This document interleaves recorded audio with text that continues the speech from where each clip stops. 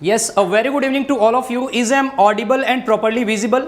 जैसा कि आज हम एकदम सही टाइम पे हैं, सारी चीज़ें परफेक्ट हैं, तो आज अपनी पढ़ाई भी बहुत अच्छी होने वाली है। आज की क्लास जो हमारी है वह पार्ट 2 है मोटर व्हीकल एक्ट का। कल हमने 1 घंटे की अप्रॉक्स क्लास लिया था, मोटर व्हीकल एक्ट के कॉन्सेप्ट को समझा था। थोड़ा सा 10-15 मिनट का कॉन्सेप्ट और रह गया है। फिर उसके बाद आज की जो सबसे इंपॉर्टेंट टॉपिक है, क्या कह सकते हैं, क्लेम ट्रिब्यूनल। मैं आपको बता देना चाहूंगा 15-16 सेक्शंस तक तो ये आज होगा ही होगा, ठीक है। उसके अलावा जो सबसे इंपॉर्टेंट टॉपिक आज के क्लास में हम कवर करेंगे वह आपका रहने वाला है क्लेम ट्रिब्यूनल। यहां से फिक्स है आपके एग्जाम में आना क्वेश्चन, और यहां से जो बेसिक क्लास है।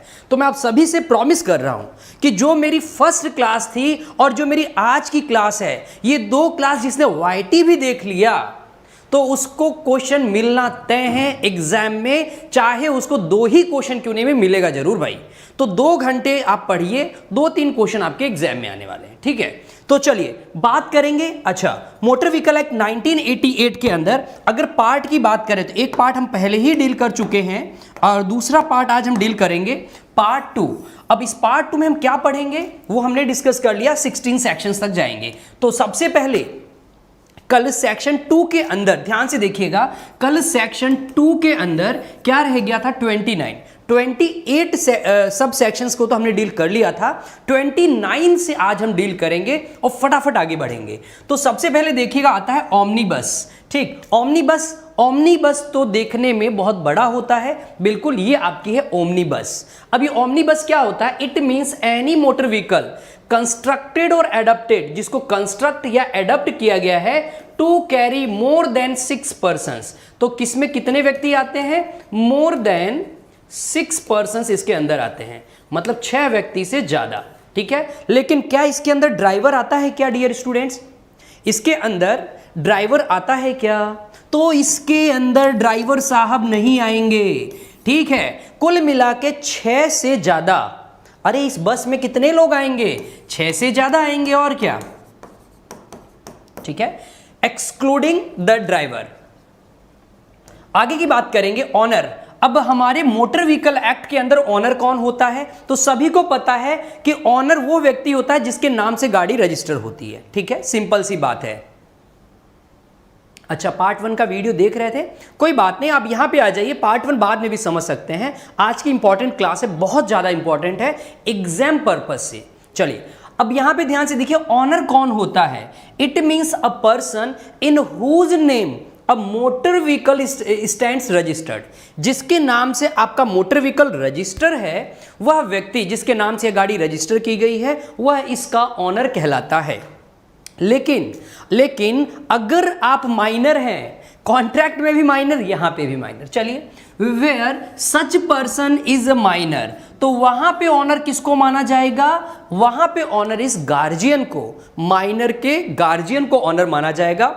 And in relation to a motor vehicle which is the subject of a hire purchase, अगर आपका जो मोटर व्हीकल है वह हायर परचेज एग्रीमेंट के अंदर आता है, ठीक है, आपने हायर परचेज एग्रीमेंट के अंदर अपनी गाड़ी खरीदी है, और an agreement of a lease or an agreement of hypothecation the person in position of the vehicle under this agreement. तो कुल मिला के अगर हायर परचेज एग्रीमेंट की बात आएगी, क्या बोल रहा हूं, हायर परचेज एग्रीमेंट, तो बताइए सभी लोग, यहां पे ऑनर कौन होगा, यहां पे वह व्यक्ति ऑनर होगा जिसके पोजीशन में गाड़ी होगी। क्लियर हो गई बात, कब्जा जिसके पास होगा उसे ऑनर माना जाएगा, क्योंकि हायर परचेज एग्रीमेंट के अंदर क्या होता है, ध्यान से सुनिएगा, ठीक। हायर परचेज एग्रीमेंट के अंदर क्या होता है आप सभी को मैं बताना चाहूंगा। हायर परचेज एग्रीमेंट के अंदर एक मामला होता है, ये सभी लोग सुन लीजिएगा, ठीक है, एकदम जनरल इंफॉर्मेशन दे रहा हूं। हायर परचेज एग्रीमेंट के अंदर जब तक लास्ट इंस्टॉलमेंट नहीं पे कर दी जाती, क्या कह रहा हूं, जब तक लास्ट इंस्टॉलमेंट पे नहीं कर दी जाती तब तक यह गाड़ी उस ऑनर के नाम पे नहीं जाती है। मतलब जब ये लास्ट इंस्टॉलमेंट पे कर देगा तब वो 100% ऑनर कहलाएगा जिसने सारे पैसे दे दिए हैं हायर परचेज एग्रीमेंट के अंदर। हायर परचेज एग्रीमेंट क्या होता है, जिसके अंदर आप गाड़ी घर पे लेके आ जाते हैं डाउन पेमेंट देके, फिर सारी किस्तें धीरे धीरे आप जमा करते हैं। तो जब तक आप लास्ट इंस्टॉलमेंट नहीं दे देते हैं तब तक आप गाड़ी के ऑनर नहीं कहलाएंगे। ठीक है, बस आपके नाम पे गाड़ी है, आप प्रॉपर ऑनर नहीं कहलाएंगे। तो अगर एक्सीडेंट हो गया तो क्या वह जिसने आपको हायर परचेज एग्रीमेंट पे गाड़ी बेची वो पकड़ाएगा? नहीं। इसने बोल दिया इस हायर परचेज एग्रीमेंट के अंदर अगर जिस व्यक्ति के पास पोजीशन है, जैसे आपने गाड़ी अगर खरीदी है तो जिसके पास पोजीशन है वही उसी को ऑनर मान के ये एमवी एक्ट आगे डील करेगा। क्लियर? एक केस आया था डियर स्टूडेंट, ध्यान से देखिएगा। यस, सभी को गुड इवनिंग एंड बिल्कुल सूर्यवंदना जी, संध्या यादव, सभी को जो भी यहाँ दिख रहे हैं, Kamal ji, Pallavi, each and everyone, Bhumi ji, Devanshi ji, okay, आज आप आ गए हैं, ठीक है। तो सभी को मेरी तरफ से वेरी गुड इवनिंग एंड जय हिंद। तो आगे की बात कर लेते हैं। इसमें सबसे पहले आप डिस्कस करेंगे एक केस लॉ को। केस लॉ क्या कहता है, ध्यान से देखिएगा। HDFC बैंक लिमिटेड वर्सेस कुमारी रेशमा, ठीक है। तो ये रेशमा जी का केस है। इसमें क्या बोला था, HDFC बैंक था इसमें इन्वॉल्व, ऑनर के रेस्पेक्ट में केस लॉ आया था। क्या केस लॉ था, ध्यान से देखिएगा। Under the hire purchase agreement the person in possession of the motor vehicle shall be deemed to be its owner. बिल्कुल यहां पे बोला हायर परचेज एग्रीमेंट के अंदर जिस व्यक्ति के पास गाड़ी का पोजीशन रहेगा उसे ऑनर माना जाएगा। एक केस लॉ याद कर लीजिएगा, आ सकता है एग्जाम में। अब स्टेज कैरियज क्या होता है? स्टेज कैरियज को डिफाइंड किया गया सेक्शन 2 क्लॉज 40 में। इसको कहते हैं मंजिल गाड़ी। क्या कहते हैं इसको? मंजिल गाड़ी।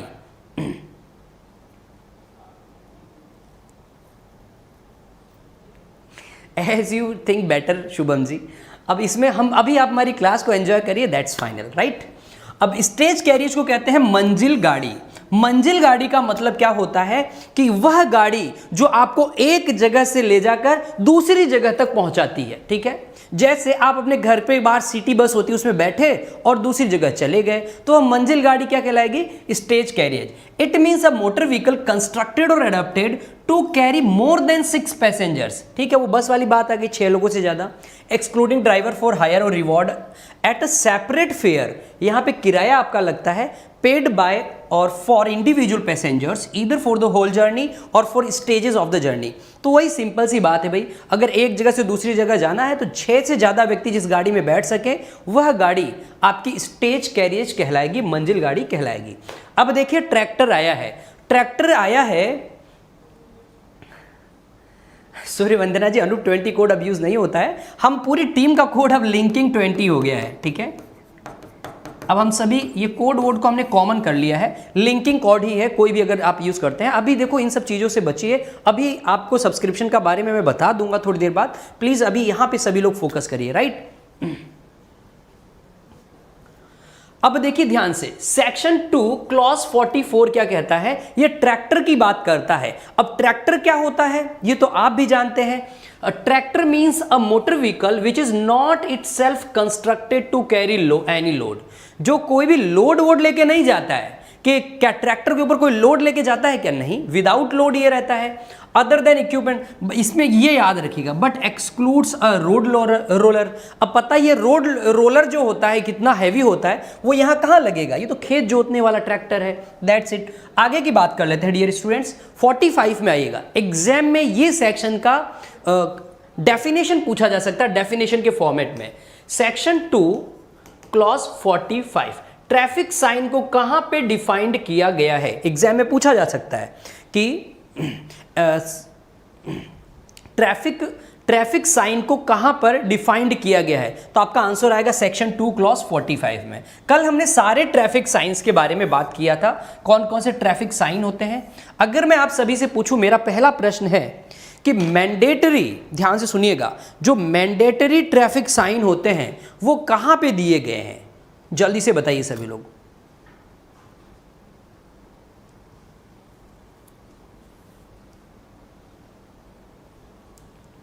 जल्दी से बताइए। I want to ask you, traffic sign के अंदर पूछ रहा हूं आप सभी से कि मैंडेटरी ट्रैफिक साइन जो होते हैं वो कहां पर बताए गए हैं? तो आप सभी को मैं बताना चाहूंगा शेड्यूल 1 में, ठीक है। जब आप शेड्यूल 1 जो बेयर एक्ट का सबसे लास्ट का पॉइंट होता है वहां पे जाएंगे तो वहां पे आपको मिलेगा कि मैंडेटरी जो ट्रैफिक साइन होते हैं, मतलब जितने भी ये साइन है ना, हर तरह के साइन, आप इसको देखेंगे कहां मिलेगा आपको? शेड्यूल 1 में, ठीक है, शेड्यूल 1 में मिलेंगे, इनको बताया गया है और सब बताया गया है कि यहाँ पे ब्लू पट्टी होनी चाहिए, यहाँ पे काली पट्टी होनी चाहिए, दिस ऑल आर थिंग्स ये आपको बताए गए हैं। बट अगर मैं पूछूं ट्रैफिक साइन डिफाइंड कहाँ किया गया है, तो आपका आंसर होगा 2 सबसेक्शन 45। क्लियर, ये भूलिएगा मत। हाँ, अनुसूची 2 में नहीं है, अनुसूची 1 में है संध्या यादव जी, राइट। अब देखिएगा, it includes all signals, warning sign, post, direction post, mark on the road, जो सारी चीजें होती हैं, आप गाड़ी लेके चलते हैं, ये सारे मार्क ट्रैफिक साइन को शो करते हैं। अब देखिएगा, एक इंपॉर्टेंट आपके सामने लेके आया हूं, सेक्शन 2 सबसेक्शन 47, ट्रांसपोर्ट व्हीकल क्या होते हैं। तो आपको बता दूं, ट्रांसपोर्ट व्हीकल के अंदर 4 टाइप के व्हीकल आते हैं। कितने टाइप के? 4। पहला कौन सा है, ध्यान से देखिएगा, पब्लिक सर्विस व्हीकल, सार्वजनिक सेवायान जो होते हैं। दूसरा आएगा एजुकेशनल इंस्टीट्यूशन बस, शिक्षा संस्थान बस। तीसरा आपका आएगा गुड्स कैरियज, माल वाहन वाली गाड़ियां। और चौथे नंबर पे आपका आएगा प्राइवेट सर्विस व्हीकल, प्राइवेट सेवायान। ये सारे मिलके क्या कहलाते हैं? ट्रांसपोर्ट व्हीकल कहलाते हैं, सेक्शन 2 क्लॉज 47 के अंदर। अब आगे की बात कर लेते हैं। ट्रांसपोर्ट व्हीकल की अगर हम बात करें तो ये सारे के सारे आपके क्या है? ट्रांसपोर्ट व्हीकल में आते हैं, ठीक है। ये सारे के सारे आपको किस में आते हैं? ट्रांसपोर्ट व्हीकल में, जितने भी सामान ट्रांसपोर्ट पर्पस से यूज होते हैं। क्लियर। अब देखिएगा, अब आपका एक नया सेक्शन ऐड हुआ था 2A, फिर उसके बाद ऐड हुआ था 2B, ठीक है, 2019 में। ये वाला सेक्शन आपका 2019 में ऐड हुआ था, मतलब मोटर व्हीकल एक्ट का अमेंडमेंट जो था 2019 का, उसके द्वारा 2B को जोड़ा गया था। अब देखिए, e cart and e rickshaw, ठीक। 2A बताता है ई कार्ट और ई रिक्शा के बारे में। ई कार्ट और ई रिक्शा का मतलब क्या होता है? It means a special purpose battery powered vehicle of power not exceeding 4000 what, ठीक है। मतलब ऐसा कोई भी गाड़ी जिसका जो पावर है, बैटरी की पावर है, 4000 वॉट से ज्यादा ना हो। छोटी छोटी गाड़ियां नहीं थी ई रिक्शा टाइप की, वो वाली गाड़ी है ये। Having 3 wheels for carrying goods and passengers, जिसमें कितने व्हील्स होते हैं? 3 व्हील्स होती हैं। याद करने के लिए सिर्फ इतना ही याद करो, इसमें आप 2 कीवर्ड याद रख लीजिए। इसके अंदर तो एक क्या होती है? 3 व्हील्स होती हैं, और दूसरा वॉट याद कर लो, not exceeding 4000 watts, that's it. अब देखिए आगे की बात। अब इन सभी गाड़ियों में प्रमोशन ऑफ इनोवेशन, आज आप देख रहे हैं टेक्नोलॉजी बढ़ती जा रही है, तो टेक्नोलॉजी को बढ़ावा देने के लिए, प्रमोशन ऑफ इनोवेशन के लिए भी आपको एक प्रावधान दिया गया है, सेक्शन 2 क्लॉज B, माफ कीजिएगा सेक्शन 2B। यहां पे एग्जाम में प्रश्न पूछा जा सकता है, जो मेरे हिसाब से लग रहा है कि ये इंपॉर्टेंट है, एग्जाम में पूछा जाएगा कि प्रमोशन फॉर ऑफ इनोवेशन कहां पे दिया गया है। आपका ऑप्शन आएगा 2A में, 2B में, इस तरह से 3 में या 4 में। तो आप सभी का आंसर होना चाहिए 2B में आपका दिया गया है, ठीक है। ये इंपॉर्टेंट है। आप ही आज भी देख लीजिए, पेट्रोल के दाम बढ़ रहे हैं, तो अब इलेक्ट्रिक गाड़ियां खरीद लें तो खरीदे कैसे? 50 की स्पीड से बाहर नहीं जाती है, ऊंचाई पे नहीं चढ़ पाती है। तो इन सभी चीज़ों को इनोवेशन लाइए और बढ़िया से गाड़ी को बनाइए, तब मजे की बात रहने वाली, ठीक है। तो ये ई कार्ट और ई रिक्शा, ठीक, इसमें आ जाएगा। फिर आगे की बात देखिएगा, इसके बाद प्रमोशन ऑफ इनोवेशन 2B में आएगा। फिर चैप्टर 2 की बात कर लेते हैं डियर स्टूडेंट्स। जो आपका चैप्टर 2 है वो लाइसेंसिंग ऑफ ड्राइवर्स। यहां पे ड्राइवर को लाइसेंस दिया जाता है। ड्राइवर को लाइसेंस का मतलब क्या होता है? जो ड्राइवर्स होते हैं, जो गाड़ी को चलाते हैं, उनको लाइसेंस की जरूरत है। फिर इसके बाद हम पढ़ेंगे कंडक्टर्स लाइसेंस। क्या पढ़ेंगे? Conductor's licence. वो कहां पे है? चैप्टर नंबर 3 में दिया गया है। फिर उसके बाद क्या पढ़ेंगे? Chapter number 4। चैप्टर 4 में क्या रहेगा आपको सभी को बता दूं, मोटर व्हीकल का registration, registration of motor vehicle. तो कुल मिला के चैप्टर 1 पढ़ लिया, चैप्टर 2 में ड्राइवर को लाइसेंस देंगे, चैप्टर 3 में कंडक्टर को लाइसेंस देंगे, चैप्टर 4 में मोटर व्हीकल जो आप चला रहे हैं उसका रजिस्ट्रेशन होगा, राइट। अब देखिएगा चैप्टर 2 के बारे में, मोटर यानों के ड्राइवरों का अनुज्ञापन या लाइसेंसिंग। पहला सेक्शन नंबर 3 क्या कहता है? Necessity for driving licence. क्या ड्राइविंग लाइसेंस गाड़ी चलाने के लिए आवश्यक है या नहीं? अभी बताऊंगा कौन ड्राइविंग लाइसेंस ले सकता है। सूर्यवंदना जी प्लीज वेट। देखिए, नेसेसिटी फॉर ड्राइविंग लाइसेंस, क्या ड्राइविंग लाइसेंस को मैं शॉर्ट में डीएल बोलूंगा, ठीक है, क्या बोलूंगा, डीएल। तो आप सभी को बता दूं 100% it is mandatory to take DL, ठीक है, बिना डीएल के आप गाड़ी नहीं चला सकते हैं। तो यहां पे शैल वर्ड यूज हुआ है, no person shall drive a motor vehicle in any public place unless he holds an effective DL. जब तक आपके पास ड्राइविंग लाइसेंस नहीं, आप गाड़ी नहीं चला सकते हैं। फिर आगे की बात देखिएगा, एक केस आया था, इसमें केस लॉ क्या कह रहा है, स्टेट वर्सेस संजीव नंदा 2012 का। अब सभी के सामने एक प्रश्न है, एक क्वेश्चन है मेरी तरफ से, अगर मैं अमेरिका से हूं, ठीक है, मेरे पास अमेरिकन ड्राइविंग लाइसेंस है, पॉइंट एकदम ध्यान से सुनिएगा, मैं अमेरिका से हूं, मेरे पास अमेरिका का ड्राइविंग लाइसेंस है, गाड़ी चलाने जानता हूं, तभी तो अमेरिका वालों ने ड्राइविंग लाइसेंस दिया। तो क्या वह ड्राइविंग लाइसेंस इंडिया में मैं अगर गाड़ी चलाऊं तो काम चल जाएगा, या फिर मुझे पकड़ा जाएगा, भाई डीएल का है तेरा, या मेरा वो ड्राइविंग लाइसेंस से काम चल जाएगा। American driving licence is valid in India और नॉट, यस या नो में आंसर दीजिएगा। यस वैलिड है, नो वैलिड नहीं है। क्या जो अमेरिकन डीएल है वो इंडिया में वैलिड रहेगा या नहीं? फास्ट।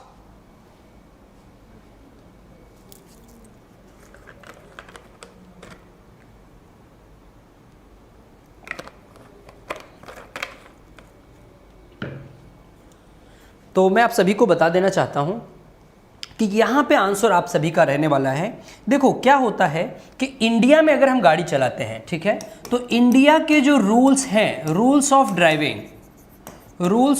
ड्राइविंग इन इंडिया, ठीक है, वो क्या है, वह रूल्स ऑफ ड्राइविंग डिफरेंट है, किससे, वह रूल्स ऑफ ड्राइविंग डिफरेंट है, भिन्न है, अलग है, किससे, अमेरिका से। क्लियर? वह ड्राइविंग लाइसेंस अलग है, किससे अलग है जी, अमेरिका से अलग है, ठीक है, डिफरेंट देन अमेरिका। इस वजह से याद रखिएगा, इस वजह से अमेरिका का रूल अलग है। आप देखेंगे इंडिया में जो गाड़ी आप चलाते हैं वो राइट हैंड साइड होती है गाड़ी के, या लेफ्ट हैंड साइड होके चलाते हैं, तो उसमें भी डिफरेंस आ जाएगा। यहाँ पे अगर राइट है तो वहाँ पे लेफ्ट हैंड साइड में चलाते हैं। तो इस वजह से, ये डिफरेंट होने की वजह से ये बोला गया कि नहीं भाई, अमेरिका का जो डीएल है वो इंडिया के अंदर वैलिड होगा या नहीं होगा, तो आंसर आएगा no, it will not valid. और ये पूरे मामले को डिसाइड, हाँ, इस पूरे मामले को डिसाइड कहां पे किया गया था, स्टेट वर्सेस संजीव नंदा 2012 के अंदर, राइट। और इंडिया का भी डीएल आप लेके कहीं जा रहे हैं तो हाँ, वहां के लिए भी उल्टा है, आपको वहां के डीएल अलग से लेना पड़ेगा। अब देखिएगा आगे की बात, एक आपका सेक्शन नंबर 4 है, ध्यान से देखिए क्या कह रहा है ये, age limit in connection with driving of motor vehicle. ये मोस्ट इंपॉर्टेंट लिख लीजिएगा, एग्जाम में यहां से क्वेश्चन आने के चांसेस रहते हैं, most important section of for your exams. अब यहां पे 3 एज है, ध्यान से सुनिएगा। एक एज क्या रहने वाली है, एक आपकी एज रहेगी 16 ईयर्स, ठीक है, एक आपकी एज रहेगी 18 ईयर्स, एक आपकी एज रहेगी 21 ईयर्स, ठीक है। ध्यान से देखिएगा, एक 16 हो गई, 18 हो गया, और आपका एक क्या हो जाएगा 20 ईयर्स है। वो तो आपकी शादी की एज, चलिए 20 ईयर्स है, ठीक है। अब आगे की बात को ध्यान सुनिएगा, ये पूरे सेक्शन को समझा रहा हूं क्या क्या है। यहां से क्वेश्चन आएगा, एज लिमिट, इसको आप याद रख सकते हैं, शॉर्ट में कीवर्ड बना लीजिए, no person under the age of 18 years shall drive a motor vehicle in any public place. अगर एक जनरल रूल है, अगर आपकी उम्र 18 वर्ष से कम है तो क्या आप मोटर व्हीकल ड्राइव कर सकते हैं? No, you can not drive. ये एक जनरल क्वेश्चन है, चाहे 16 साल में लर्निंग लाइसेंस ले लें, नहीं, आपको सिंपल सी बात, जनरल रूल क्या कह रहा है, no person under the age of 18 years shall drive a motor vehicle in any public place. फिर आगे देखो, प्रोवाइडेड दैट क्या कह रहा है, अ मोटरसाइकिल विद इंजन और capacity of not exceeding 50 CC. अगर आपका कितना सीसी है, 50 सीसी की बाइक है, 50 सीसी की, तब उस सिचुएशन में आप क्या कर सकते हैं, 50 सीसी से ज्यादा नहीं है, ठीक है, मतलब नॉट एक्सीडिंग, ऐसे लिख लीजिएगा, मतलब अप टू 50 सीसी। अगर आपकी गाड़ी का कैपेसिटी है तो उस सिचुएशन में may be drive in a public place by a person after attaining the age of 16 years. Clear? तो अगर आपकी बाइक का जो सीसी है, कैपेसिटी है बाइक की वह अगर 50 सीसी से छोटी, जैसे लूना चला रहे हैं, छोटी वाली स्कूटी चला रहे हैं, तो चलो आपको अलाउ कर दिया जाएगा, बट उसमें भी आपकी उम्र कितनी होनी चाहिए? 16 साल कंप्लीट होना चाहिए। लेकिन नॉर्मल बाइक वगैरह जो चलाई जाती है उसके लिए आपकी आयु कितनी होनी चाहिए? 18 वर्ष कंप्लीट होनी चाहिए। डिफरेंस समझ गए 16 और 18 में क्या है? ओके, अब देखिए आगे की बात करते हैं। अगली बात आ रही है subject to the provision of section 18। अब मैं यहां पे क्या लिखूं? 18 ईयर्स में मैंडेटरी मतलब कंपल्सरी है टू ड्राइव। ठीक है, कोई भी गाड़ी को चलाने के लिए कंपल्सरी क्या है? 18 साल की आयु कंप्लीट करना। अब ये इसको आप ब्रैकेट में डालिएगा। ठीक है, no person under the age of 20 years, कोई भी व्यक्ति जिसकी एज क्या नहीं है, जिसकी एज 20 ईयर्स से नीचे है, shall drive a transport vehicle in any public place. क्या मतलब रहा? अगर किसी भी व्यक्ति का एज 20 वर्ष से कम है तो वो क्या नहीं कर सकता है? ट्रांसपोर्ट व्हीकल नहीं चला सकता है। तो 20 ईयर्स जो आपका एज है, ये किसके लिए है? ये आपका ट्रांसपोर्ट व्हीकल को चलाने के लिए है। ट्रांसपोर्ट व्हीकल का मतलब समझते हैं आप सभी लोग? ट्रक वगैरह जो हो गए, अगर आपको ट्रक चलाना है तो आपकी एज कितनी होनी चाहिए? 20 साल कंप्लीट होनी चाहिए। अगर आप 19.5 साल के हैं तो क्या आप ट्रांसपोर्ट व्हीकल चला सकते हैं? डियर स्टूडेंट्स, 100% आप नहीं चला सकते हैं। तो अगर एग्जाम में ऐसा क्वेश्चन आएगा, तीनों पे कोई एक, ठीक है, कंफ्यूज मत होइएगा। 16 साल किसके लिए है? 50 सीसी की बाइक आप चलाते हैं तो आपकी एज 16 कंप्लीट हो जाए, मोर देन सफिशिएंट। अगर आपको नॉर्मल गाड़ी चलानी है तो 18 साल कंप्लीट होने चाहिए। अगर आपको ट्रांसपोर्ट व्हीकल चलाना है तो आपकी एज कितनी होनी चाहिए? 20 ईयर्स कंप्लीट होनी चाहिए, तभी आप गाड़ी को चला सकते हैं। राइट, अब देखिए हमने डीएल की बात तो कर ली, अब लर्नर्स लाइसेंस की बात कर लेते हैं। नो लर्नर लाइसेंस और डीएल दोनों की बात हो रही, ध्यान से सुनिएगा।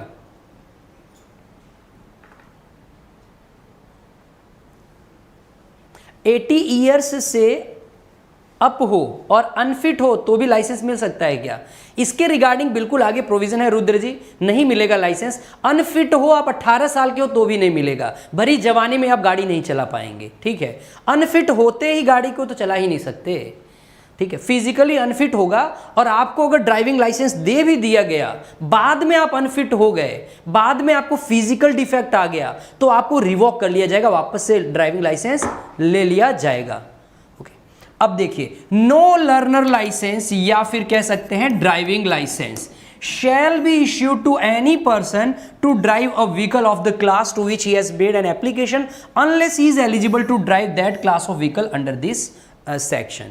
ठीक है, तो कोई भी आपको लर्निंग लाइसेंस या आपको कोई भी ड्राइविंग लाइसेंस नहीं दिया जाएगा अगर आपके अंदर कोई कमी है, अगर आप कोई व्हीकल को चला नहीं पा रहे हैं, कोई भी सिचुएशंस अगर कह सकते हैं ना डिस्क्वालिफिकेशन में आ गया आप, तो आपको ना तो एलएल मिलेगा ना ही डीएल मिलेगा। अब बात करते हैं सेक्शन 5 की। सेक्शन 5 क्या कह रहा है?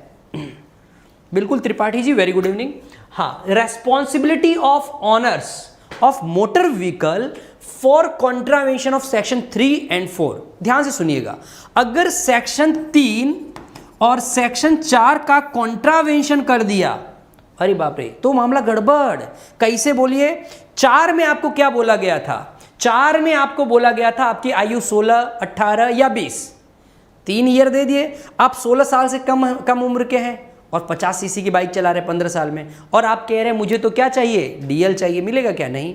18 साल पूरे नहीं है। ट्रांसपोर्ट व्हीकल के केस में आप 20 साल के नहीं एज कंप्लीट कर पाए हैं, मतलब सेक्शन 4 का आप कॉन्ट्रावेंशन कर रहे हैं, या फिर आप सेक्शन 3 का कॉन्ट्रावेंशन कर रहे हैं। तो उन सिचुएशन में क्या कह रहा है? नो ऑनर और person in charge of a motor vehicle, कोई भी मालिक या उस मोटर व्हीकल का जो पर्सन इन चार्ज है, शैल कॉज और permit any person who does not satisfy the provision of section 3 और सेक्शन 4। ठीक है, कोई भी आपको ये बता रहा है, मान लीजिए आप गाड़ी के ऑनर हैं, ठीक, आपके नाम पे गाड़ी है। अब आपके नाम पे गाड़ी है तो क्या आप परमिशन दे देंगे कि गाड़ी चलाइए? नहीं। ये कह रहा है कि जिस व्यक्ति की गाड़ी है या जो भी व्यक्ति पर्सन इन चार्ज है उस गाड़ी का, ठीक, तो वहां पे मामला क्या होगा? आपको रोका जाएगा, मतलब आपको रेस्ट्रिक्ट किया जा रहा है कि आप परमिशन मत दो भाई। जो 3 और 4 की कैटेगरी पूरा नहीं कर रहे हैं, आप गाड़ी को चलाने मत दीजिए किसी और को। आपकी जिम्मेदारी है, आप उसको रोकिए, आपकी रेस्पॉन्सिबिलिटी है। विकास त्रिपाठी जी कह रहे हैं, विभाकर त्रिपाठी जी कह रहे हैं प्लस क्लास में नहीं आ रहे हैं। नहीं, मैं आ रहा हूँ बिल्कुल। आज 12:30 से 1:30 की क्लास थी। आई होप कल से नहीं, परसों से आपका पुलिस एक्ट होगा। आज ही शेड्यूल में दिख जाएगा आपको, आज या कल तक शेड्यूल आपको शो हो जाएगा। पुलिस एक्ट भी अभी लेने वाला हूँ, फिर आपका रेगुलेशन एक्ट भी स्टार्ट कर दूंगा परसों से, और शानदार तरीके से लूँगा, कोई दिक्कत नहीं है। कल भी MV एक्ट की क्लास होगी, देखिए कल बताते हैं आपको। अभी तो मैंने डिसाइड नहीं किया है, इस क्लास के बाद डिसाइड करूँगा कल क्या करना है। ओके जी त्रिपाठी जी, परसों से फ्राइडे से आपकी क्लास 100% डन है। अब आगे की बात देखिएगा, 5 के बाद 6 क्या कह रहा है, ध्यान से देखिए। Section 6 restriction on the holding of DL। क्या रेस्ट्रिक्शन है DL पे? क्या आप DL जो है आपका ड्राइविंग लाइसेंस है उसको होल्ड करने पे कोई रेस्ट्रिक्शन है? तो देखिए क्या कह रहा है, no person shall while he holds any driving license for the time being in force hold any other DL except as a learner license or driving license issued in accordance with the provision of section 18 and 139। देखो इस पूरे प्रावधान को मैं important इसलिए दिया, यहाँ 2 sections आ रहे हैं, ठीक है। एक तो सेक्शन 18 आ रहा है और सेक्शन 139 आ रहा है। तो मैं आप सभी को बता देता हूँ दोनों सेक्शन, एक सेक्शन नंबर 18 आ रहा है, एक सेक्शन नंबर 139 आ रहा है। ये दोनों प्री एग्जाम के लिए इंपॉर्टेंट सेक्शंस हैं, इसलिए इस प्रोविजन को मैं लेके आया हूँ। यहाँ इतना इंपॉर्टेंट नहीं है, बट ये 2 प्रोविजन इंपॉर्टेंट है, अभी मार्क कर लीजिएगा। सेक्शन 18 कहता है, ध्यान से सुनिएगा, सेक्शन 18 ये कह रहा है कि आपको सेंट्रल गवर्नमेंट ने अगर DL दे दिया तो क्या आपको अलग से DL की जरूरत है क्या? अगर केंद्र सरकार ने ही आपको चला के DL दे दिया, आप आर्मी, एयरफोर्स, नेवी में काम कर रहे हैं मान लीजिए आपको, या आप सेंट्रल गवर्नमेंट के अंदर कहीं किसी डिपार्टमेंट में है, आपको सेंट्रल गवर्नमेंट ने ड्राइविंग लाइसेंस दे दी, तो क्या अपने राज्य में आपको DL लेने की जरूरत है क्या? तो बोला restriction on holding driving licence. अगर आपको सेक्शन 18 के अंदर सेंट्रल गवर्नमेंट ने ऑलरेडी लाइसेंस दे दिया है, तो आप अलग से DL स्टेट का लेके होल्ड नहीं करोगे। फिर देखिए सेक्शन 139 क्या कहता है। यह सेक्शन कहता है कि अगर आपको कोई ड्राइविंग लाइसेंस मिल गया है, पर्पस क्या है, इंडिया से बाहर, फॉर एग्जाम्पल इंडिया से माल लेके आप नेपाल की तरफ जा रहे हैं या नेपाल से वापस इंडिया में आ रहे हैं, उस पर्पस के लिए, मतलब एक्सपोर्ट इंपोर्ट जो हो रहा है आउट ऑफ इंडिया, उसके लिए अगर आपने DL ले लिया है, तो क्या आप राज्य में अलग से एक और DL लेके रखेंगे? नहीं, रेस्ट्रिक्टेड है, आप ले नहीं सकते हैं। फिर देखिए अगला और रेस्ट्रिक्शन क्या, पहला रेस्ट्रिक्शन तो समझ गए, एक सेक्शन 18 का रेस्ट्रिक्शन और एक सेक्शन 139 का रेस्ट्रिक्शन। आगे क्या कह रहा है, no holder of a driving licence or learner licence shall be permitted it to be use by any other purpose. अगर आपके पास ड्राइविंग लाइसेंस है, आपके पास लर्निंग लाइसेंस है, तो आप किसी और को भी इसको यूज करने की परमिशन नहीं देंगे। ऐसा नहीं कि अनूप उपाध्याय का ड्राइविंग लाइसेंस है, मैं यहाँ पे आपको दे दूं कि चलो इसमें पता कौन चल रहा है, लेके यूज कर लो, आपके पास DL है तो कोई बात नहीं। नहीं, ऐसा कोई नहीं कर सकता। आप अपना DL किसी को यूज करने के लिए भी नहीं दे सकते हैं। सेक्शन 8 क्या कहता है, उस पर बात करते हैं। सेक्शन 8 है ग्रांट ऑफ लर्नर्स लाइसेंस। अभी मैंने DL की बात करी थी, अब देखिए, आई होप ये थोड़ा सा मिस्टेक होगा, please check it.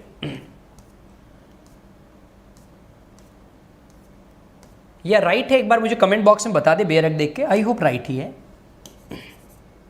Grant of learners licence, एक बार चेक कर लेते हैं इसको, कोई मिस्टेक तो नहीं है। ओके, एक बार पढ़ लेते हैं। Any person who is not disqualified under section 4।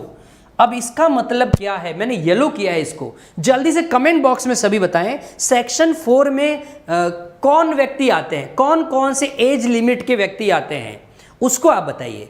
मतलब कोई भी व्यक्ति जो सेक्शन 4 के अंदर डिस्क्वालिफाइड ना हो, मतलब देखिए वह क्या नहीं हो, 16 ईयर, 18 ईयर और 20 ईयर्स, ये ईयर्स लगा दीजिए सबके आगे, मतलब ये वाले व्यक्ति इस कैटेगरी में डिस्क्वालिफाइड नहीं हो। मतलब उसके पास अगर उसको LL चाहिए, लर्नर लाइसेंस चाहिए डियर स्टूडेंट, तो लर्नर लाइसेंस के लिए उसकी आयु कितनी पूरी होनी चाहिए, 16 ईयर्स कंप्लीट होनी चाहिए, तभी लर्निंग लाइसेंस मिलेगा।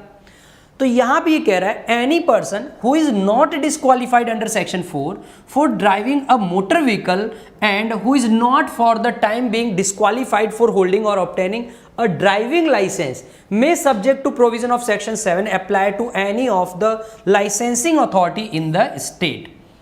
okay, तो ये मामला था आप सभी का कि अगर कोई भी व्यक्ति सेक्शन 4 के अंदर डिस्क्वालीफाइड नहीं है तो क्या उसे लर्नर लाइसेंस ग्रांट कर दिया जाए, तो 100% उसे लर्नर लाइसेंस दे दिया जाए। सेक्शन 4 का मतलब उसने 16 साल कंप्लीट कर लिए अपने। आगे की बात देखिएगा, इन विच ही अब उसको जो LL मिलेगा, लर्नर लाइसेंस जो दिया जाएगा, ये देना है, इसको ग्रांट करने का मतलब देना, ये कहां पे दिया जाएगा, जहां पे वो ऑर्डिनरी रहता है या फिर अपना बिजनेस करता है। पहला ऑप्शन का मतलब वो लर्नर लाइसेंस के लिए कहां पे अप्लाई करेगा, भाई जहां पे वो रह रहा है वहां के ऑफिस में अप्लाई करेगा या अपने बिजनेस प्लेस पे। या फिर दूसरा ऑप्शन क्या कह रहा है, इन विच द स्कूल और establishment refer to in section 12।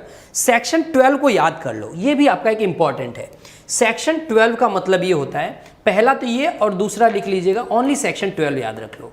Section 12 को हम आगे जाके पढ़ेंगे।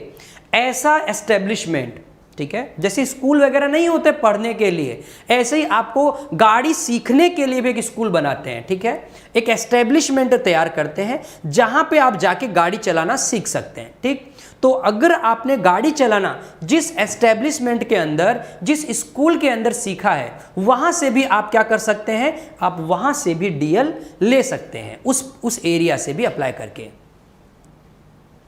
ठीक है, आर्म्स एक्ट की क्लास चलिए एक बार मैं UP APO का फोकस है रहेगा अभी आने वाले टाइम में। उसके बाद आर्म्स एक्ट मैंने 2 क्लास, आई होप 1 या 2 क्लास लिया था, उसके बाद तीसरी क्लास भी मैं कुछ ना कुछ लेके आता रहूँगा। ठीक है, आर्म्स एक्ट, NDPS एक्ट, फिर से कुछ ना कुछ इसमें इन्वॉल्व करता रहूँगा। अभी मैं यूट्यूब पे आऊँगा, ठीक है, अभी पूरा 1 महीना मैं ऐसे ही निकालूंगा यूट्यूब के माध्यम से, ज़्यादा से ज़्यादा, राइट। हाँ, कंप्लीट करवा देंगे डियर स्टूडेंट। आगे बढ़ते हैं, अब देखिए दूसरे पॉइंट की बात करते हैं। थर्ड पॉइंट क्या है, every application to drive a transport vehicle made under subsection 1 shall be accompanied by a medical certificate. तो कुल मिला के यहां पे याद करने के लिए क्या है, मेडिकल सर्टिफिकेट।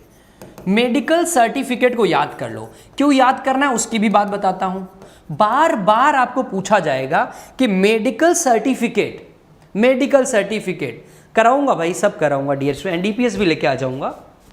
ठीक है, एक ही क्लास लिया था, ठीक है, मैं अभी आर्म्स एक्ट और NDPS एक्ट कुछ दिन के बाद से मैं पूरा लेके आऊँगा। देखो पूरा तो मैं करा नहीं सकता YT पे, क्योंकि प्लस क्लास में पूरा होता है, हम लोग प्लस क्लास में कराते हैं, बट आई होप उसके आगे कुछ सेक्शंस ऐसे इंपॉर्टेंट ले लूँगा जो आपके लिए कॉन्सेप्ट क्लियरिंग हो जाए। ठीक है, अब आइए यहाँ पे, अब देखिए, every application to drive a transport vehicle made under subsection 1 shall be accompanied by medical certificate. अब मैं पूछूंगा सेक्शन 8 क्लॉज 3 ये किससे संबंधित है, वापस बताइए सभी लोग। सेक्शन 8 का क्लॉज 3, बेयर एक्ट में बहुत बार इसका जिक्र मिलेगा आपको। सेक्शन 8 क्लॉज 3, अब बताइए सेक्शन 8 क्लॉज 3 मैं अगर बोलूंगा तो आप लोग क्या लिखेंगे, आप लोग लिखेंगे मेडिकल सर्टिफिकेट। तो मेडिकल सर्टिफिकेट आपको कहां दिया जाता है, सेक्शन 8 के क्लॉज 3 में। और कब दिया जाएगा, जब आप फिट हो जाएंगे तब दिया जाएगा। अगला क्लॉज देखिएगा, अगर आपको लर्नर लाइसेंस चाहिए तो मेडिकल सर्टिफिकेट भी बनवाइए। When an application has been duly made to the appropriate licensing authority and the applicant has satisfied such authority of his physical fitness, अगर आपने अपनी फिजिकल फिटनेस को सेटिस्फाई कर दिया तो यहां 6 के आगे लिख लीजिएगा फिजिकल फिटनेस। मतलब अगर आप फिजिकली फिट हैं तो आपको क्या इश्यू कर दिया जाएगा, issue the applicant a learner licence. तो आपको एक लर्नर लाइसेंस इश्यू कर दिया जाएगा।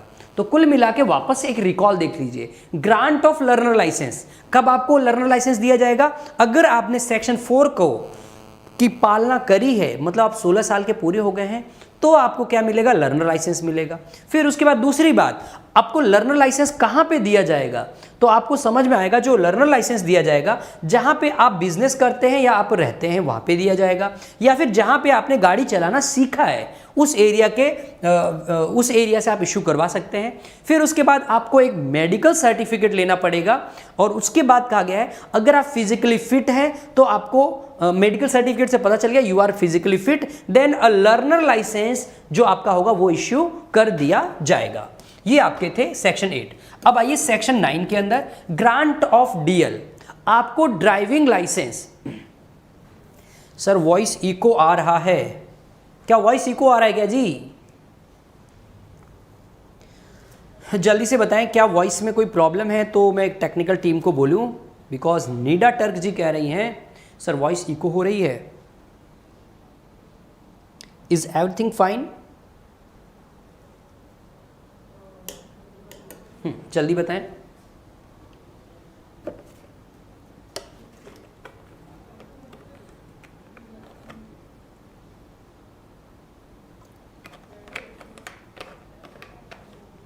संध्या यादव कह रही यस, बाकी सब कह रहे हैं नो। देखिए ऐसा तो हो नहीं सकता कि अगर सभी को क्लियर है, नाउ क्लियर, ओके फाइन। अब आगे की बात को ध्यान से सुनिएगा। ग्रांट ऑफ डीएल, मैंने लर्निंग लाइसेंस दे दिया, अब डीएल की बात आती है, आपको डीएल कब दिया जाएगा? Any person may apply to any licensing authority in the state, किसके लिए आप अप्लाई कर सकते हैं? First, in which he ordinary resides और कैरीज ऑन बिजनेस, जहां पे आप ऑर्डिनरी रिजाइड कर रहे हैं या फिर कैरी ऑन बिजनेस। बोलिए सेम प्रावधान है या नहीं पहले वाला ही? तो सेम प्रावधान आपको डीएल भी कहां दिया जाएगा? इन दो जगहों पे दिया जाएगा। या फिर इन विच आपने जहां पे सेक्शन 12 अप्लाई होता है, मतलब आपने जहां पे गाड़ी चलाना सीखा है वहीं से अप्लाई होगा, तो मैं कह सकता हूं सेम एज सेक्शन 8। ठीक, आगे की बात देखिएगा। क्लॉज 3 क्या कह रहा है? If the applicant passes such test as may be prescribed by the central government, जितना भी केंद्र सरकार ने जितने भी टेस्ट रखे थे वो सारे टेस्ट अगर आपने पास कर लिए हैं, then he shall be issued the DL. ठीक है, तो आपने अगर सारे टेस्ट पास कर लिए, सारी दिक्कतें आप बाधाओं से दूर हो चुके हैं, तो आप सभी को डीएल इश्यू कर दिया जाएगा। आगे की बात देखिएगा। क्लॉज 5 इसका क्या कह रहा है? Where the applicant does not pass the test, यहां से क्वेश्चन बनेगा, वेरी इंपॉर्टेंट, मार्क करिएगा। अगर मान लीजिए क्या बोला पहले, आपको एक टेस्ट है वह टेस्ट पास करना पड़ेगा, अगर टेस्ट में फेल हो गए तो क्या होगा? फेल होते ही आपको 7 डेज के बाद वापस बुलाया जाएगा, फिर आपको चेक किया जाएगा। चलिए क्या कह रहा है? Where the applicant does not pass the test then he may be permitted to reappear for the test after a period of 7 days. ठीक, 7 दिन घर पे जाइए, आराम करिए और गाड़ी चलाना सीखिए। जब 7 दिन के बाद आप गाड़ी चलाना सीख लेंगे ना, तो आपको डीएल दे दिया जाएगा। लेकिन इसके बाद की और मजेदार बात देखिए, provided that where the applicant does not pass the test even after 3 appearance. ओ भाई, पहले 7 डेज के बाद फिर आया, पहली बार फेल हुआ, 7 दिन बाद आया, फिर दूसरी बार फेल हो गया, फिर 7 दिन बाद आया, तीसरी बार फेल हो गया। अगर वो 3 बार फेल हो जाए, मतलब इतना गधा है वो, इतना ढीठा है, तब क्या होगा? He shall not be qualified to reappear for such test before the expiry of period of 60 days. तो भाई तू एक काम कर, 60 डेज का आप गैप ले, 7 डेज गया भाड़ में, अब तू 3 बार फेल हो गया है, सिर्फ गाड़ी चलाने नहीं आ रही तेरे को, तो 3 बार अगर कंटिन्यू आप फेल हो गए तो 60 डेज का आपको ब्रेक लेना पड़ेगा। 60 दिन के बाद आपको बुलाएगा जो अथॉरिटी है। ठीक है, from the date of last test. ठीक है, and such applicant shall be required to complete a remedial driver training course. इसको आप बॉक्स में डालिए, रिमेडियल ड्राइवर ट्रेनिंग कोर्स। आपको 60 दिन के बाद एक कोर्स भी कंप्लीट करना पड़ेगा, जिसे कहते हैं रिमेडियल ड्राइवर ट्रेनिंग कोर्स, किसी भी स्कूल से या एस्टेब्लिशमेंट से, जो कौन सा वाला है? सेक्शन 12 के अंदर बताया गया है। वापस से स्कूल जाइए। अगला क्लॉज देखिए, सबसे इंपॉर्टेंट है, क्लॉज 8 भी आपका इंपॉर्टेंट है। ये क्या कहता है, ध्यान सुनिएगा। If the licensing authority is satisfied, licensing authority क्या सेटिस्फाइड कर गया है? If the licensing authority is satisfied after giving the applicant an opportunity of being heard, ठीक है, आपको अब देखो क्या हुआ, ड्राइविंग लाइसेंस में आपने कोई फॉल्ट कर दिया, ठीक है, अब उस फॉल्ट को सुधारना है तो आपको एक बार क्या अब मना कर देंगे? नहीं, ड्राइविंग लाइसेंस नहीं देंगे, नहीं, ऐसा मत करिए। उस व्यक्ति को अपॉर्चुनिटी ऑफ बीइंग हर्ड करिए, एक सुनवाई का अवसर दीजिए, that he is a habitual criminal और अ हैबिचुअल ड्रंकार्ड। अगर मान लीजिए कोई भी व्यक्ति है जो हैबिचुअल क्रिमिनल है या हैबिचुअल शराबी है, बेवड़ा है, तो उस बेवड़े को मौका दीजिए आप, ठीक है, कि चल इस बार तू पी के आया है, अगली बार पी के गाड़ी मत चलाना। अगर अपॉर्चुनिटी ऑफ बीइंग, उसको सुनवाई का अवसर दे दिया जाता है, फिर सब कुछ सही हो जाता है, तो वहां पे भी डीएल आप दे सकते हैं। अगला देखिए, और if he is habitual addicted to any NDPS, आप सभी ने एनडीपीएस एक्ट पढ़ा था, ठीक है, एनडीपीएस एक्ट 1985 जो आपका है, उसके अंदर अगर आपने चरस, गांजा, इन सभी का सेवन करके अगर आप गाड़ी चला रहे हैं तो, या फिर तीसरा पोर्शन समझिएगा, पहला तो आप क्या कर रहे हैं, कोई क्रिमिनल एक्ट कर रहे हैं, ठीक है, क्रिमिनल एक्ट कर रहे हैं। दूसरे में क्या कर रहे हैं, ड्रंकार्ड, मतलब आप शराबी हैं, आप शराब पी के गाड़ी चला रहे हैं। तीसरा क्या पॉइंट निकल रहा है, आपने एनडीपीएस के अंदर चरस गांजा लिया हुआ है, गाड़ी चलाते हैं, नशे में है। अब पॉइंट अगला क्या कह रहा है, if he is a person whose license to drive any motor vehicle has at any time earlier been revoked, it may for reasons to be recorded in writing make an order for refusing to issue DL to such person। यहां तक point ध्यान से रखिएगा। देखो इसमें भी क्या होता है ना, एक सुनवाई का अवसर। अगर आपको पकड़ा गया, क्या पकड़े गए, शराब पी के गाड़ी चलाते हुए, मुंह में डाल देते हैं ना, पहले चेक करते हैं पुलिस वाले, मुंह खोल, फिर सीधा यूं मुंह में डाल देते हैं। मशीन होती है उनके पास टेस्ट करने के लिए, ये सब बताऊंगा 203 204 में लेबोरेटरी टेस्ट ये सब होते रहते हैं, वहाँ पे बताया गया है कि सीधा मुंह में वो डालेंगे, आपको चेक कर लेंगे कि कितना आपने शराब पिया है कि नहीं पिया, सब आ जाता है उसमें। फिर ब्लड टेस्ट को भी भेजते हैं, अगर मामला गंभीर है तो ब्लड टेस्ट भी में भी आ जाता है। 30 mg से ज़्यादा अगर पाया जाता है उसमें तो आप पकड़े जाएंगे, आप शराब के नशे में दोषी पाए जाते हैं। लेकिन आपको पहले आपको सुनवाई का अवसर दिया जाएगा। सुनवाई का अवसर देने के बाद भी अगर लगता है कि आप हैबिचुअल क्रिमिनल हैं,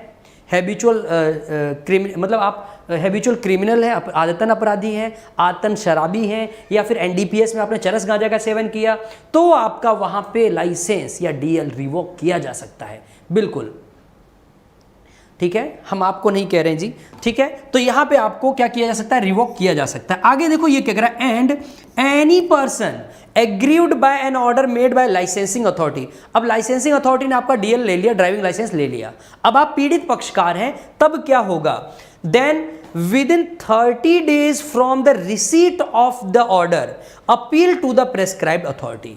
फिर क्या होगा, आपको 30 दिन का, जैसे ही आपको ऑर्डर मिला, within 30 days of the receipt of the order appeal to the prescribed authority, आप अपील कर सकते हैं किसको, प्रेस्क्राइब्ड अथॉरिटी को। तो कुल मिला के अगर मैं पूछूं, यहां पे क्वेश्चन भी आ सकता है कि सेक्शन जो 8 है, सब सेक्शन 8, ठीक है, 9 का क्लॉज जो 8 है, उसमें अपील आप कितने दिन में कर सकते हैं, तो आपका आंसर क्या आएगा, सभी लोग कमेंट बॉक्स में बताइएगा, with in how many days, ठीक। इसको याद कर लीजिए, एग्जाम में पूछा जा सकता है। आज एक अपील और पढ़ाऊंगा, कहां पे, क्लेम ट्रिब्यूनल के अंदर, वो भी बहुत इंपॉर्टेंट है। ओके अच्छा, रुद्र परिहार जी कह रहे हैं मेरे दोस्त के घर पे भी शराब को चेक करने वाली मशीन है, उसकी मम्मी उसको रोज चेक करती है मुंह में डाल के कि कहीं पी के तो नहीं आया है। बहुत बढ़िया चलिए, लेकिन पुलिस वाले तो फिर भी रहम खा जाएंगे, मम्मी रहम नहीं खाएगी, बहुत पीटेगी, उनको बोल दीजिए ज़िंदगी खराब हो जाएगी पिट पिट के। आगे बढ़ते हैं। हाँ, very good, Suryavandana, Sandhya and Madhumita ji, very nice. 30 days के अंदर आप अपील कर सकते हैं। आगे की बात देखिएगा, सेक्शन 10 क्या कह रहा है dear students, form and content of licence to drive. मतलब अब आप जो ड्राइव कर रहे हैं, लाइसेंस आपको मिल रहा है, इस लाइसेंस का क्या फॉर्म होगा और इसी लाइसेंस के अंदर क्या कंटेंट पाए जाएंगे, दोनों आपको समझना है। अब आपको बता दूं, जो भी फॉर्म होगा लाइसेंस के अंदर, जो भी फॉर्म होगा, जो भी लाइसेंस के अंदर कंटेंट होगा, वो कौन प्रेस्क्राइब करेगा, केंद्र सरकार के द्वारा। मतलब ये सेंट्रल गवर्नमेंट को क्या बोलते हैं, केंद्र सरकार के द्वारा बताया जाएगा। सेंट्रल गवर्नमेंट उसको बताएगी कि आपके डीएल का फॉर्मेट क्या होगा, लर्नर लाइसेंस का फॉर्मेट क्या होगा, ठीक। आगे बढ़ते हैं। अब कंटेंट की बात अगर मैं करूं, ठीक है, अभी मैंने फॉर्मेट बता दिया, फॉर्म और कंटेंट दोनों किसका होगा, सेंट्रल गवर्नमेंट का। अब मैं बता रहा हूं कंटेंट के अंदर, इस कंटेंट के अंदर क्या क्या आएगा।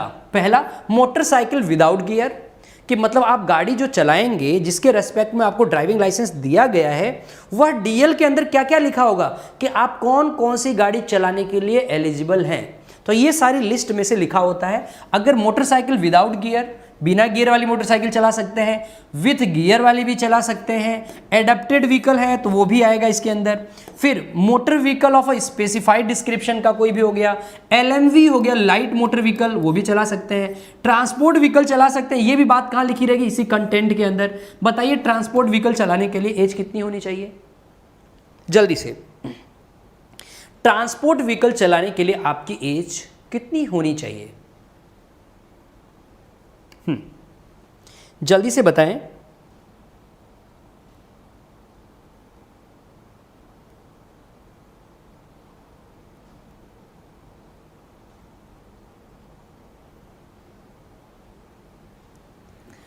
हाँ, जब तक मैं अगले पॉइंट बता देता हूँ, रोड रोलर आप चला सकते हैं कि नहीं, रोड रोलर मतलब सारी चीजें आपकी लिखी होती हैं, motor vehicle of a specified description, these all things are written in it. देखिए आपकी एज कितनी कंप्लीट होनी चाहिए, 20 ईयर्स, याद रख लो, बार बार बता रहा हूं, यहां पे गलती कर देंगे Suryavandana and Deepti ji, please transport vehicle चलाने के लिए आपकी एज 20 ईयर्स कंप्लीट होनी चाहिए बस, ठीक है। और अगर आप 16 साल के हैं, 16 साल आपके एज कंप्लीट हो गई है, तो आप 50 सीसी की गाड़ी चला सकते हैं।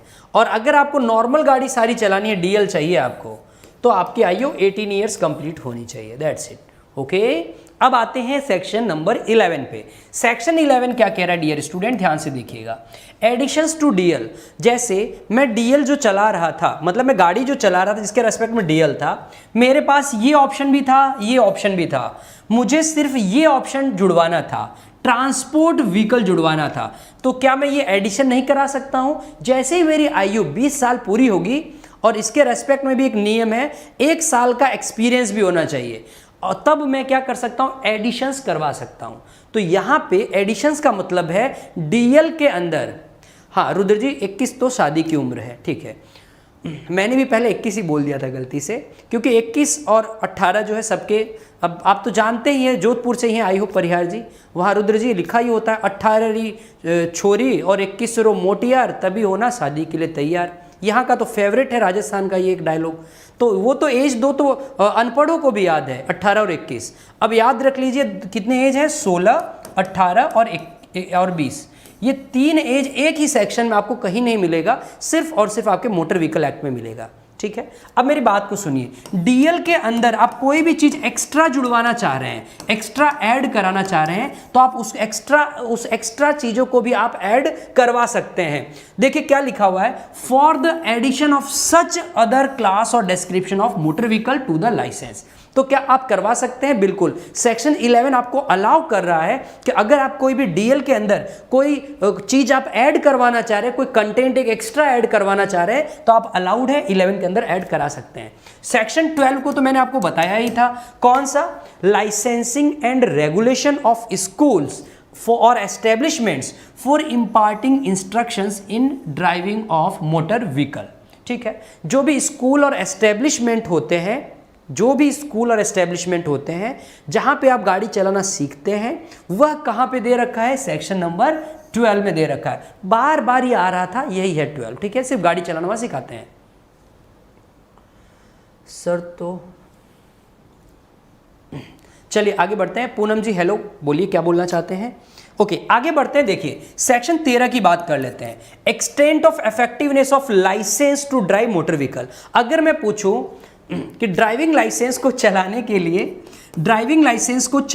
लिए अगर आप ड्राइविंग लाइसेंस चलाना चाहते हैं, तो वह मोटर व्हीकल जो आपका डीएल है वो कहां तक इफेक्टिव रहेगा, मतलब कहां इफेक्टिव रहेगा, तो आपका आंसर आएगा it will be effective to the whole of India.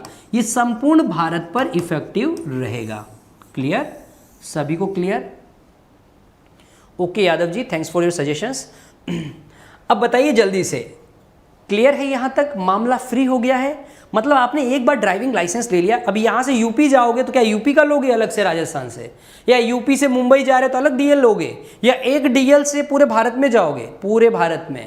तो effective extent of effectiveness of licence to whole of India 13 तक आई होप सभी को कंप्लीट हो गया होगा, एकदम परफेक्टली एक एक चीज समझ में आ गई होगी।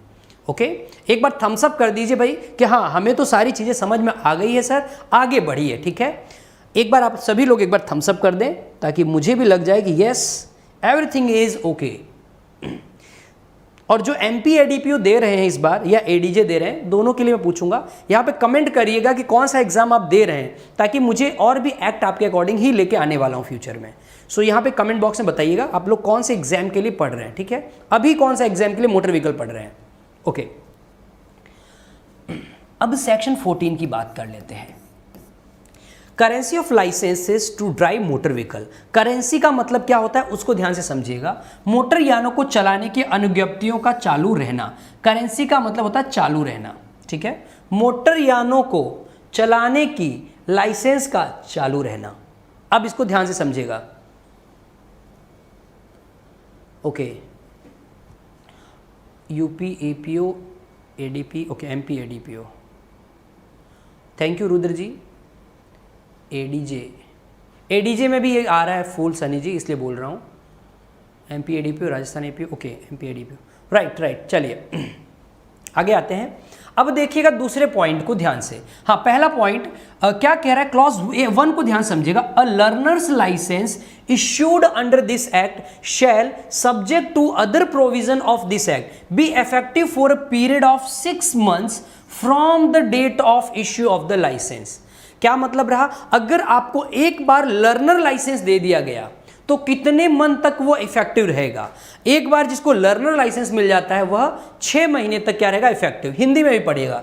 इस अधिनियम के अधीन दी गई शिक्षार्थी अनुज्ञप्ति मतलब लर्नर लाइसेंस, इसको ब्रैकेट में डालिए, अनुज्ञप्ति दिए जाने की तारीख से 6 मास की अवधि तक प्रभावी रहेगा। तो अगर एग्जाम में पूछा जाए लर्नर लाइसेंस कितने टाइम के लिए इफेक्टिव रहेगा, जल्दी से बताइए। 23 को आई होप एग्जाम है, शायद राजस्थान एडीजे का एग्जाम है या किसका है, 22-23 को, फूल सनी जी, वो मैं बोल रहा हूं। अभी मुझे ये बताइए कि जो लर्नर लाइसेंस होता है वो कितने महीने तक इफेक्टिव रहता है। सभी कमेंट बॉक्स में आंसर लिखते रहा करो। 6 मंथ के लिए वो इफेक्टिव रहता है, 6 महीने के लिए। अब देखिए, अ ड्राइविंग लाइसेंस इश्यूड और रिन्यूड अंडर दिस एक्ट शैल, कोई भी डीएल या कोई भी जो भी डीएल इश्यू किया जाता है या उसको रिन्यू किया जाता है इस एक्ट के अंदर, shall in the case of a licence to drive a transport vehicle be effective for a period of 5 year. अगर आप गाड़ी, देखो यहां से सबको क्वेश्चंस आएंगे इसलिए मैं लेके आया हूं इसको। ट्रांसपोर्ट व्हीकल की बात चल रही है, ठीक है, ट्रांसपोर्ट व्हीकल। तो यहां पे अगर आपने एक डीएल लिया है तो वो डीएल कितने साल तक इफेक्टिव रहेगा, तो आप सभी का आंसर आएगा 5 ईयर्स। क्या आंसर आएगा, 5 ईयर। तो 2 क्वेश्चन याद रख लीजिए। पहला, लर्नर लाइसेंस कितने दिन इफेक्टिव रहेगा भाई, 6 महीने। ट्रांसपोर्ट व्हीकल जो चलाते हैं आप सभी लोग, ट्रांसपोर्ट व्हीकल कितने दिन तक इफेक्टिव रहेगा, आपका रहेगा वह 5 ईयर्स तक के लिए इफेक्टिव रहेगा। Provided that in the case of licence to drive a transport vehicle carrying goods of dangerous or hazardous nature to be effective for a period of 3 years and renewal thereof shall be subject to conditions as the central government prescribe।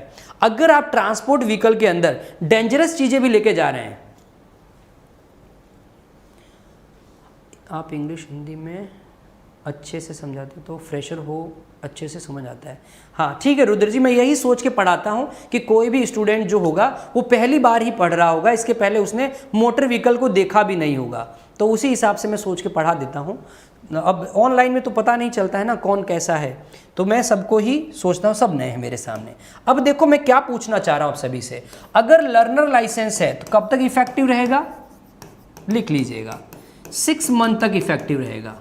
But अगर बात करूंगा मामला transport vehicle का आता है, transport vehicle का आता है मतलब आप ट्रक चला रहे हैं, ठीक है, हाईवे पे, तब वो कितने ईयर्स तक वैलिड रहेगा, वो 5 ईयर्स तक इफेक्टिव रहेगा, ठीक है। बट इसमें भी एक बात और बोला, ट्रांसपोर्ट व्हीकल में अगर आप हजार्डस गुड्स लेके जा रहे हैं, क्या बोल रहा हूं, ट्रांसपोर्ट व्हीकल के अंदर अगर आप हजार्डस नेचर का, हजार्डस मतलब खतरनाक, जो एक्सप्लोजिव वगैरह नहीं होते हैं, एक्सप्लोजिव्स, इनको लेके अगर आप जा रहे हैं तो आपका ये 5 ईयर जो वैलिड था, ये ड्यूरेशन कम होकर कितना हो जाएगा, 3 ईयर्स तक वैलिड रहेगा। ये नया जोड़ा गया था, इसको ध्यान से देखिएगा, 2019 के अमेंडमेंट का है, ठीक है, 2019 का अमेंडमेंट है, इसको याद रखिएगा एकदम प्रॉपर तरीके से, क्लियर। हाँ अब आगे की बात देखिएगा ध्यान से। हाँ देखो यादव जी सही से बता रहा हूं, मोटर व्हीकल एक्ट में जब 2019 से आया है, ठीक है, उसके बाद से आप देख लीजिएगा प्रोविजंस में कोई नहीं जाता है, क्योंकि सभी को पता है प्रोविजंस इतने खतरनाक हैं कि उसके अंदर ही घूमते रह जाएंगे। इवन प्रैक्टिकल एक्सपीरियंस भी टीचर्स एजुकेटर्स को नहीं होता है, जिससे भी प्रॉब्लम आ जाती है। तो मैं आप सभी को बता रहा हूँ, एक एक वर्ड को आप पढ़ के एग्जाम में जाइएगा, लेकिन क्या पढ़ना है ये ज़्यादा इंपॉर्टेंट है, तो वो ऑब्जर्व कर लीजिएगा क्या चीज़ मुझे एग्जाम में पढ़ के फिर जाना है। शुरू के 20 सेक्शन 18 सेक्शंस तो आपको अच्छे से पढ़ के ही जाना है, कभी भी कोई भी एक्ट हो आगे के सेक्शंस कभी मत छोड़िए। आपको पता है अगर मोटर व्हीकल के 5 क्वेश्चंस आगे, मान लो एग्जाम्पल दे रहा हूं, तो 2 क्वेश्चन तो आप समझ लीजिएगा आगे के 20 सेक्शंस में से ही आ जाते हैं। तो आप सोचो ये 20 सेक्शंस की इंपॉर्टेंस ज़्यादा है या 180 सेक्शंस की? ये 20 की सबसे ज़्यादा है। पहले ये 20 तैयार करिए, फिर उसके बाद आगे की तरफ बढ़िए धीरे धीरे, ठीक है। और आज मैं भी क्लेम ट्रिब्यूनल करा रहा हूँ, क्लेम ट्रिब्यूनल से भी आपका एक क्वेश्चन फंस जाएगा।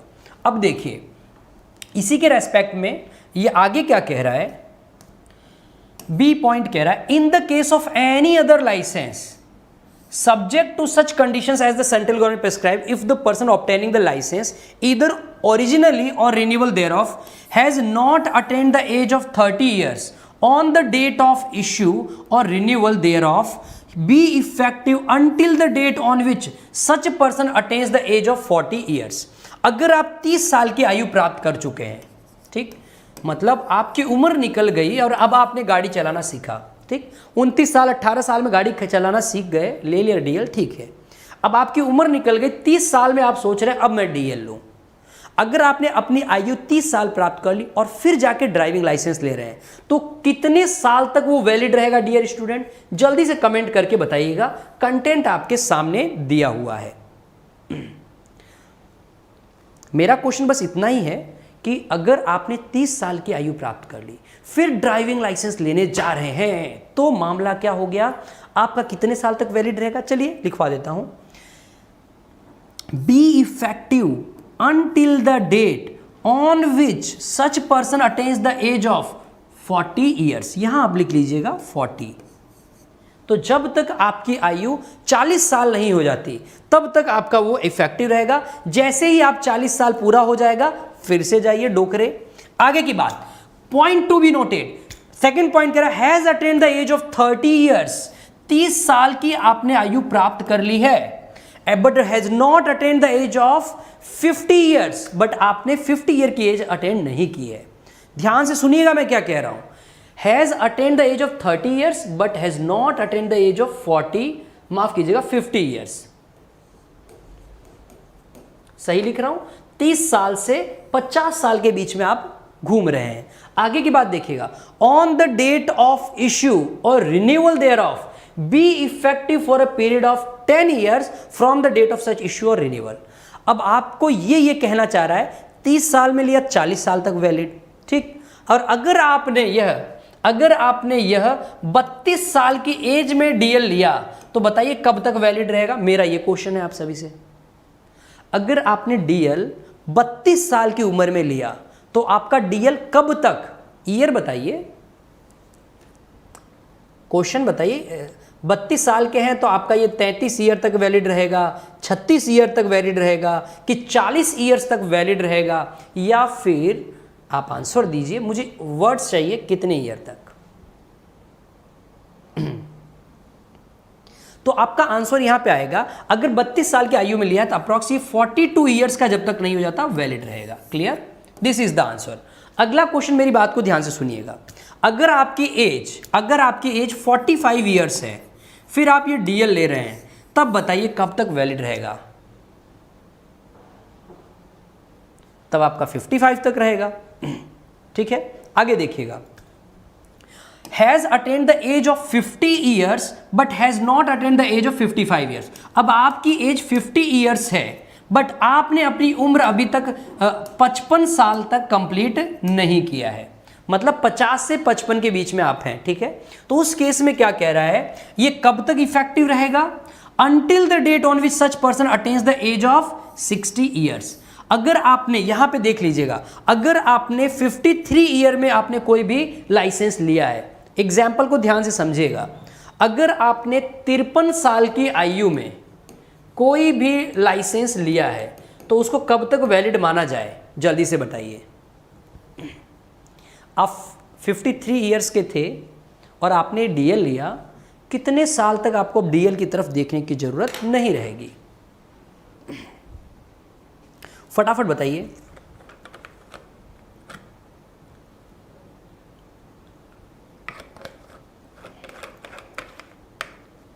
ठीक है पूनम पाल जी, एक आपका पुलिस एक्ट है उसको और रेगुलेशन कराने के बाद मैं आर्म्स और एनडीपीएस पे आ जाऊंगा।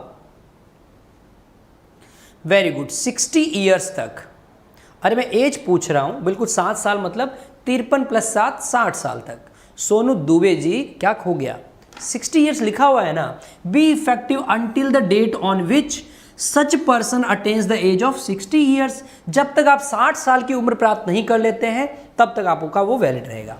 अगला point, has attained the age of 55 years. अगर आपने 55 साल कंप्लीट कर लिए हैं on the date of issue और as the case may be renewal thereof be effective for a period of 5 years from the date of such issue और renewal.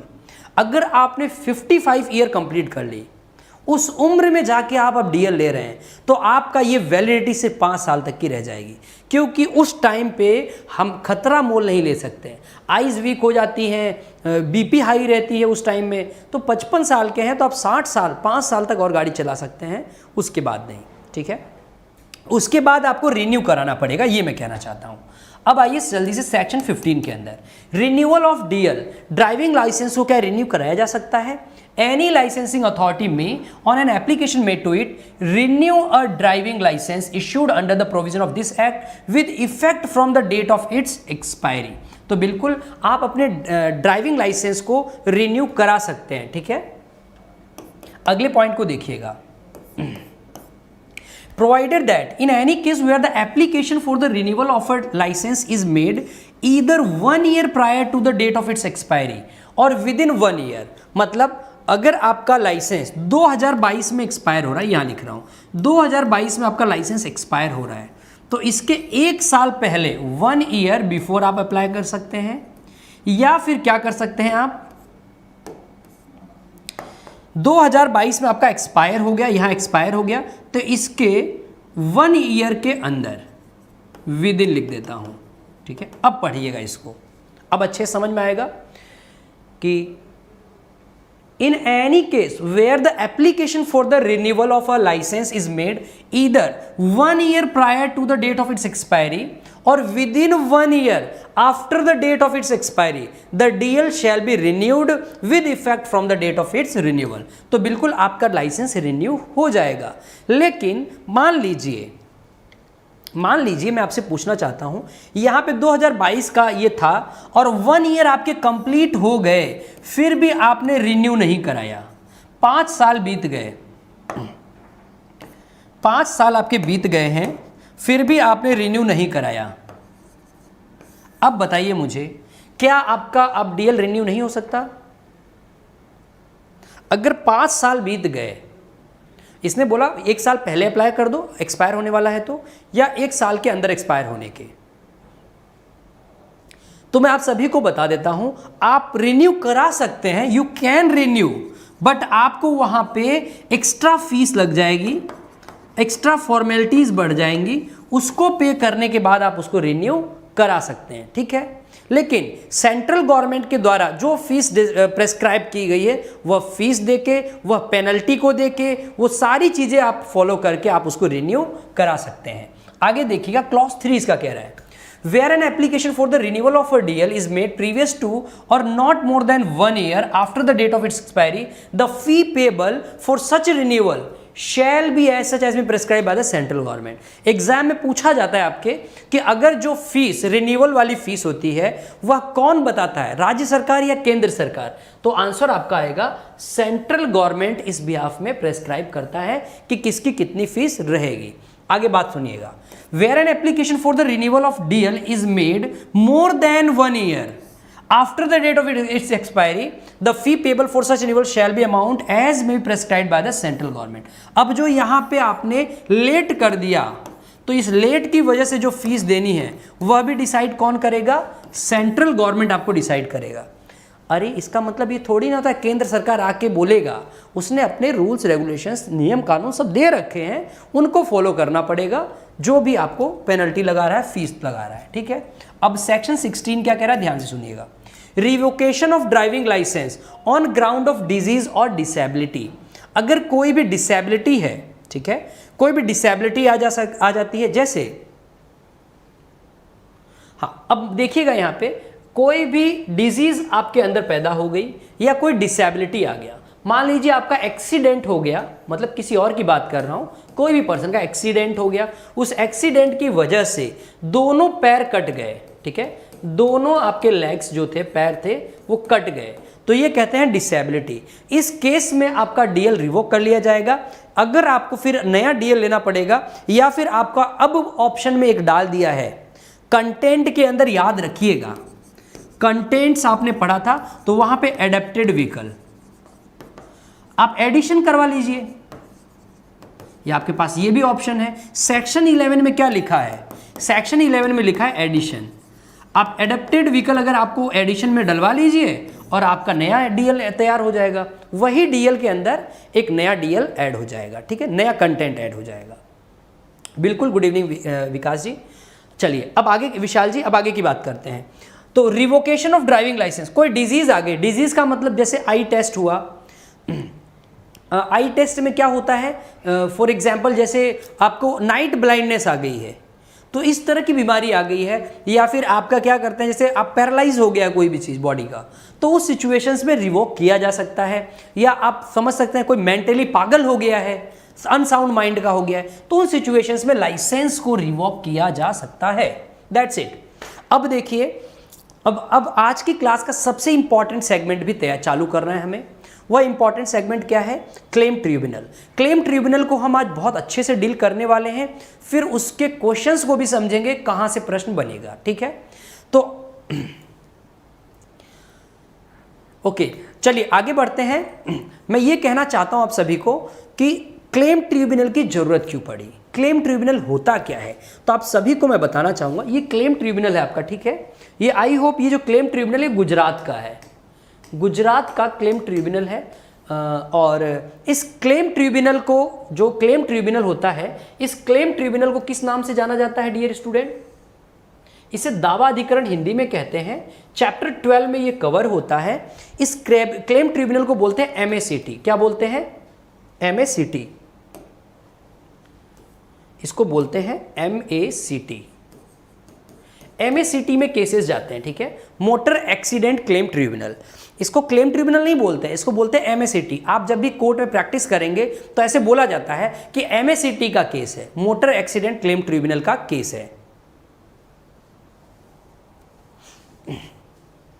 चलिए आगे की बात करते हैं।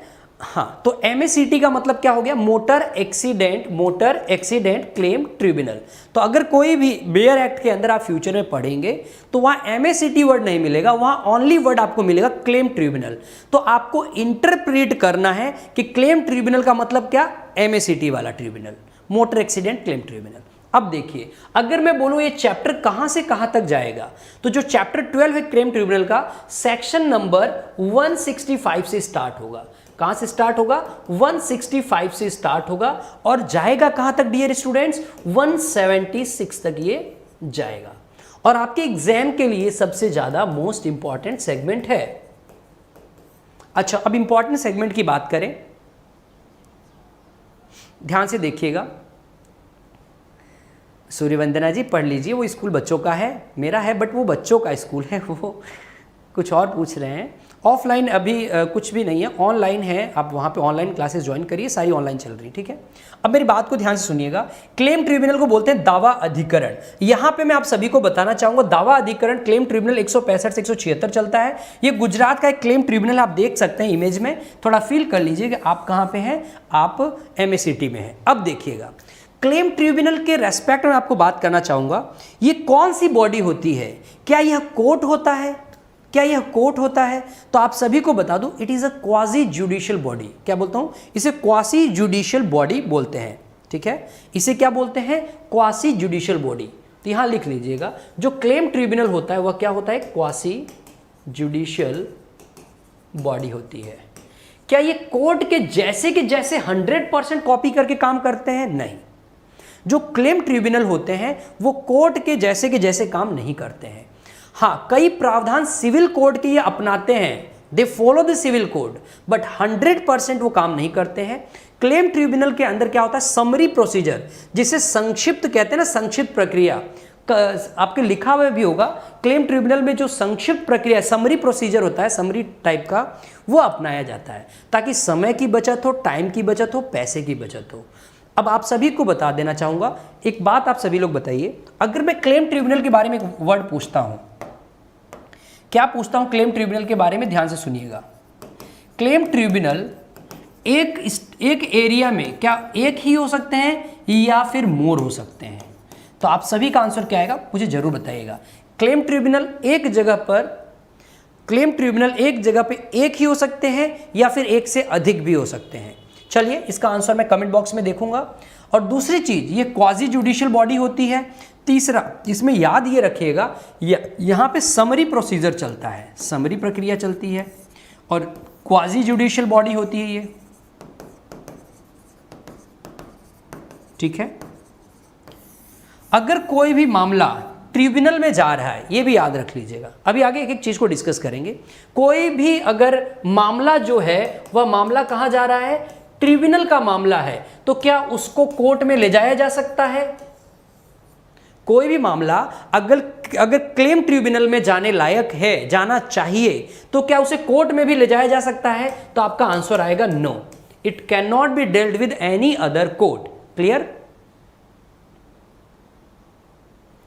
हाँ, आपको बस वही मैं आइडिया ही देने आया हूं, आपको पता चल जाएगा कैसे क्या पढ़ना है, बिल्कुल 100%।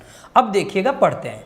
क्लेम ट्रिब्यूनल क्यों पढ़ेंगे? जितने भी मोटर व्हीकल एक्सीडेंट्स होते हैं, ठीक है, जो भी एक्सीडेंट होता है, दुर्घटना घटित होती है, उस दुर्घटना की वजह से किसी को भी, चाहे किसी पर्सन को इंजरी हो, चाहे किसी पर्सन की प्रॉपर्टी को इंजरी हो, वो दोनों मामले का निपटारा क्लेम ट्रिब्यूनल करता है। किसको कॉम्पेंसेशन अवार्ड किया जाएगा वह क्लेम ट्रिब्यूनल बताता है। इसलिए क्लेम ट्रिब्यूनल की सबसे ज्यादा इंपॉर्टेंस है इस सेक्शन में। ध्यान से देखिए, अब claim tribunal a state government में, ठीक है, a state government may by notification in the official gazette. Answer अब यहीं से आएगा, क्वेश्चन आंसर दोनों यहीं से आएंगे। एग्जाम में पूछा जाएगा क्लेम ट्रिब्यूनल का गठन कौन करता है, जल्दी से कमेंट बॉक्स में बताएं। क्लेम ट्रिब्यूनल का गठन कौन करता है? Who constitutes the claim tribunal? मैं फिर बता रहा हूं, क्लेम ट्रिब्यूनल को ढंग से पढ़िएगा, एक एक चीज को एनालाइज करते हुए चलिएगा। केस लॉस को भी मैं करा दूंगा, क्योंकि यहां से ही तो क्वेश्चन आना है डियर स्टूडेंट। जल्दी से बताएं, क्लेम ट्रिब्यूनल का गठन कौन करता है? सभी का आंसर मुझे चाहिए, सेंट्रल गवर्नमेंट या फिर स्टेट गवर्नमेंट? फास्ट।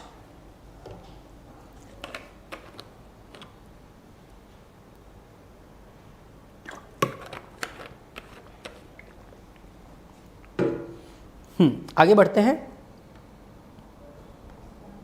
बिल्कुल, मधुमती जी कह रही हैं स्टेट गवर्नमेंट, ओके राइट।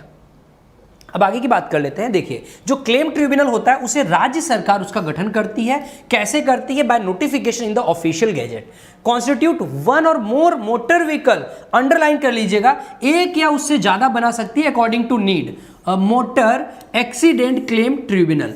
इसी मोटर एक्सीडेंट क्लेम ट्रिब्यूनल को क्या बोलते हैं? MACT कहते हैं। For such area as may be specified in the notification for the purpose of, इसका उद्देश्य क्या होता है बनाने का? Adjudicating upon claims for compensation in respect of accidents. जितने भी एक्सीडेंट होते हैं उन एक्सीडेंट के रेस्पेक्ट में कॉम्पेंसेशन अवार्ड करने के लिए, उन क्लेम्स को, उन मैटर को एडजुडिकेट करने के लिए ये क्लेम ट्रिब्यूनल होती है। अब जो एक्सीडेंट की होने की वजह से मामला आएगा वह कौन सा हो सकता है? किसी भी पर्सन को भी इंजरी हो सकती है, किसी भी प्रॉपर्टी पे भी ये लागू हो सकती है। तो इंजरी पर्सन और प्रॉपर्टी दोनों को इंक्लूड यहां पे किया जाएगा। मान लीजिए मैं आप गाड़ी चला के आ रहे थे, ठीक है, और गाड़ी चलाते हुए आप आए और आपने क्या किया? मेरे गैरेज में घुसा दी, ठीक है। आपने गाड़ी चलाया, आप हैवी ड्राइवर थे, आप गाड़ी चलाते चलाते आए, मेरे गैरेज में घुस गए। अब मेरा गैरेज पूरा तहस नहस कर दिया आपने, बट किसी को चोट नहीं आई, सब घर में थे। अब गैरेज को मेरा रिपेयर कराने का कॉम्पेंसेशन कौन देगा? आप देंगे, क्योंकि आपने मेरी प्रॉपर्टी को हार्म पहुंचाया है। और दिलाएगा कौन? Claim tribunal. आगे की बात देखिएगा। हाँ, पहले इनको भी देख लेते हैं। देखिए, अभी आपका ऑफर चल रहा है, सभी लोग अभी सब्सक्रिप्शन की बात कर रहे थे, अब मैं सब्सक्रिप्शन की बात भी बताऊंगा। देखिए, यहाँ पे मैं हूँ सबसे अच्छा मतलब सभी से अच्छा नहीं, सब अच्छे हैं, उनमें सबसे अच्छा। चलिए आगे की बात कर लेते हैं। वैसे सब अच्छे हैं, आगे की बात कर लेते हैं। अभी आप अगर कोई भी सब्सक्रिप्शन लेते हैं, जुलाई 22 तक आपका वो 20% ऑफर वैलिड रहेगा। ठीक है, आप कोड कौन सा यूज कर सकते हैं? लिंकिंग कोड यूज कर सकते हैं जिसमें आपको 20% ऑफ मिलेगा। क्लियर?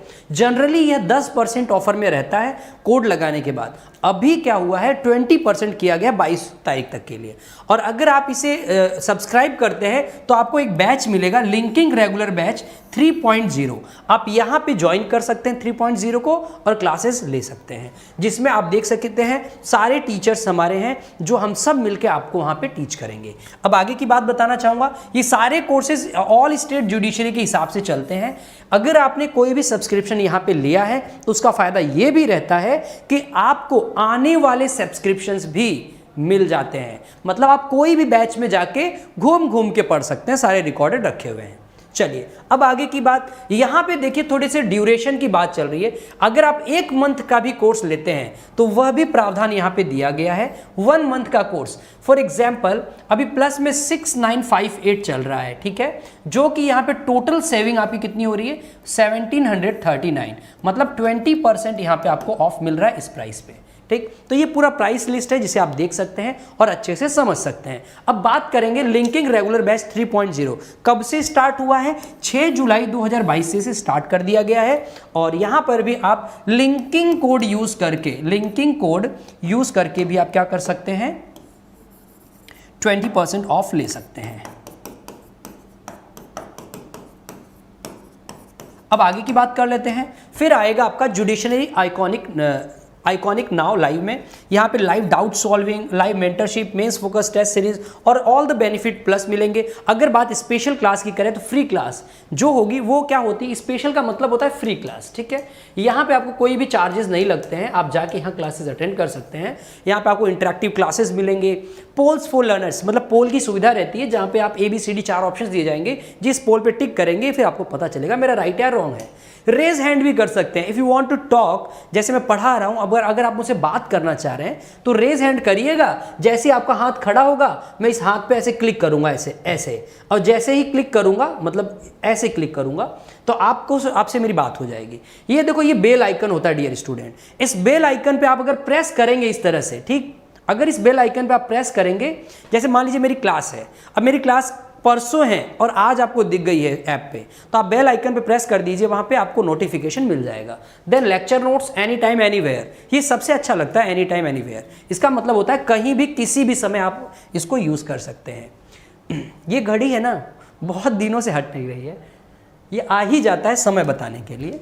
अब प्लस और आइकॉनिक के डिफरेंस को भी समझा देता हूं। प्लस कोर्स के अंदर क्या सुविधाएं होती हैं आपको, यहाँ पे live class, weekly test, unlimited access और स्ट्रक्चर्ड कोर्सेज रहते हैं। ठीक है, और अगर आप आइकॉनिक प्लान कर रहे हैं then you can go for the personal guidance will be available as well as mentorship also available here. Then test analysis, experts guideline, study planner, these all things are available in the course of Iconic. अब अगर आप plan कर रहे हैं भाई अब चलो subscription लेना है तो प्लान करिए प्लस या iconic. If you are planning for plus then 6, 12, 18 and 24 months courses are available. By using my code which is linking, you can get 20%. You can get 20% off right now. Okay? ऐसे ही अब iconic की बात कर लेते हैं। अगर iconic की बात करें तो यहाँ पे 6, 12 और 24 मंथ्स के कोर्सेज हैं। यहाँ पे भी आप कोड यूज कर सकते हैं लिंकिंग टू गेट 20% ऑफ।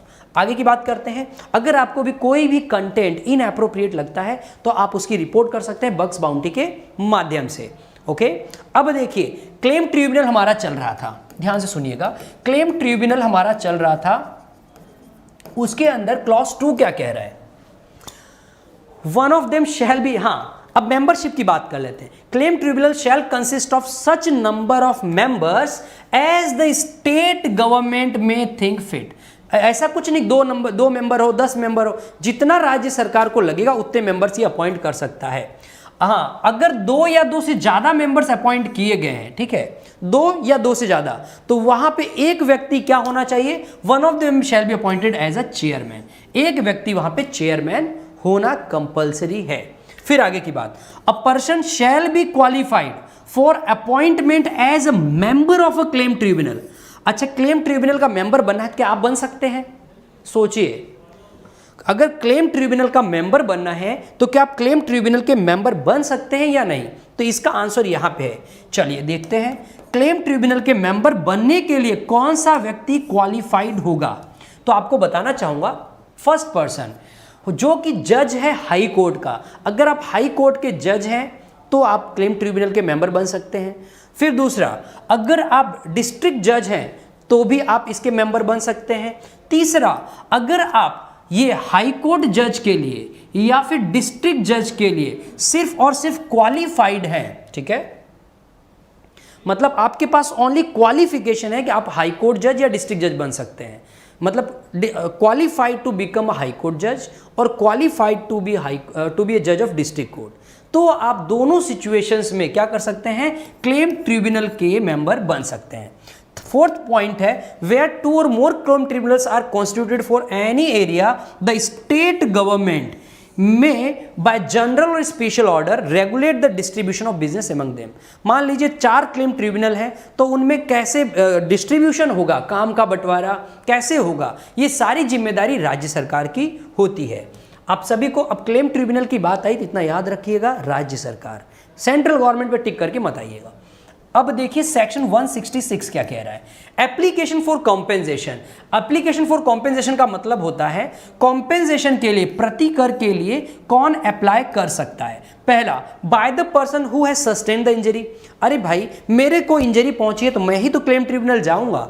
दूसरी बात, जो प्रॉपर्टी का ऑनर है, मान लीजिए मेरी प्रॉपर्टी को हार्म पहुंचा है तो मैं ही तो जाऊंगा क्लेम ट्रिब्यूनल। तीसरा पॉइंट, जहां पे किसी व्यक्ति की डेथ हो गई है तो उस सिचुएशन में उसका लीगल रिप्रेजेंटेटिव भी अप्लाई कर सकता है, और कोई भी एजेंट है ड्यूली ऑथराइज्ड वो भी क्लेम ट्रिब्यूनल में अप्लाई कर सकता है। तो 4 व्यक्ति कौन कौन से हैं याद रख लीजिएगा, जिसको इंजरी हुई है, जो प्रॉपर्टी का ऑनर है, मृत्यु के केस में लीगल रिप्रेजेंटेटिव, और चौथा है एजेंट।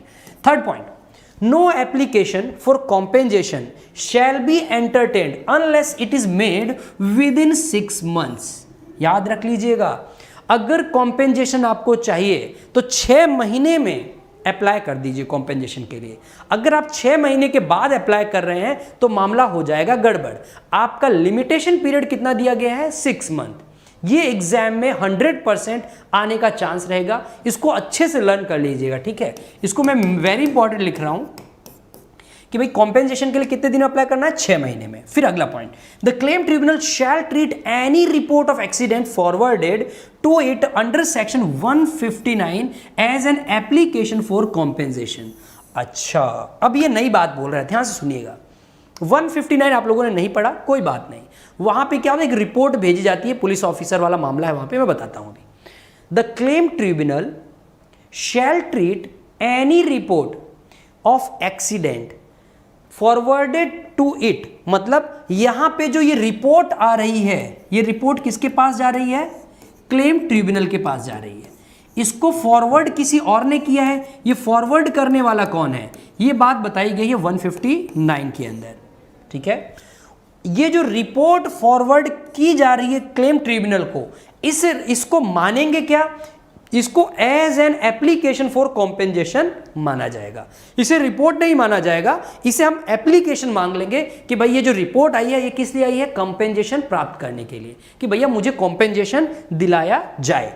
आगे की बात ध्यान से सुनिएगा, एक केस लॉ है उसको ध्यान से सुनिए। क्या है case law, India insurance company limited versus Kalima 2015 का केस है। इस केस में क्या बोला गया था, 15 मिनट्स और है, 10 to 15 मिनट्स। अब देखिए, India insurance company limited versus Kalima 2015 का केस था।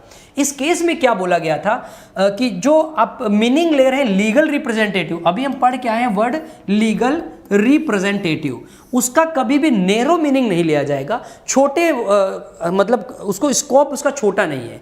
लीगल रिप्रेजेंटेटिव का जो स्कोप है, जो उसका मीनिंग है, उसे वाइड लिया जाएगा। और इसके अंदर बोला गया था, इसके अंदर डिपेंडेंट्स तो आएंगे ही, डिपेंडेंट्स तो ओनली आते ही आते हैं, इसके अलावा कोई भी मैरिड सन या फिर मैरिड पुत्री ही क्यों नहीं है, ठीक है, चाहे पुत्र और पुत्री मैरिड ही क्यों नहीं है, दोनों को भी लीगल रिप्रेजेंटेटिव विधिक प्रतिनिधि की परिभाषा में सम्मिलित किया जाएगा। आप ऐसा नहीं कह सकते हैं। क्यों ऐसा क्यों बोला? ये कोर्ट का डिसीजन था, सुप्रीम कोर्ट का 2015 में आया था। उसने ऐसा इसलिए बोला कि यार हमने मोटर व्हीकल एक्ट बनाया क्यों है? लोगों को जिस व्यक्ति का कोई घर वाला मर गया है उसको सपोर्ट करने के लिए हमने बनाया है, ताकि उसको परेशानी नहीं हो, इसलिए कॉम्पेंसेशन दिला रहे हैं। तो यार उसके पुत्र को सबको इंक्लूड करो। मतलब कुल मिला के किसी को भी कॉम्पेंसेशन से वंचित नहीं करना है, किसी भी पीड़ित व्यक्ति को। ये इसका मामला था। अब आगे की बात देखिएगा ध्यान से। अगला पॉइंट क्या कह रहा है, एक और केस लॉ आया था, उसको भी ध्यान से सुनिएगा। मॉन्टफोर्ट ब्रदर्स का केस था versus United India insurance company limited 2014। इस केस में क्या बोला गया था? The question of legal representative should be raised before the tribunal and not in the writ petition as it is a question of fact. कहा गया कि भाई ये जो आपका लीगल रिप्रेजेंटेटिव का प्रश्न है, ठीक है, जो वर्ड क्वेश्चन है लीगल रिप्रेजेंटेटिव का, should be raised before claim tribunal. अब मामला एलआर का है, लीगल रिप्रेजेंटेटिव का, विधिक प्रतिनिधि का है, उसको समझाने के लिए ट्रिब्यूनल बना दिया गया है आपके लिए। तो आप कोर्ट क्यों जा रहे हैं जी? आपको कोर्ट में इसका सारा आंसर मिलेगा, इधर उधर भटकने की जरूरत नहीं है। बात को समझ रहे हैं? तो दूसरा इसका रीजन क्या है? जो लीगल रिप्रेजेंटेटिव का मैटर है, यह क्वेश्चन ऑफ फैक्ट है, यह तथ्य का प्रश्न है, इसे सॉल्व करने के लिए ट्रिब्यूनल आपका बना है। लेकिन आप इसके लिए कभी भी रिट पिटीशन फाइल नहीं कर सकते।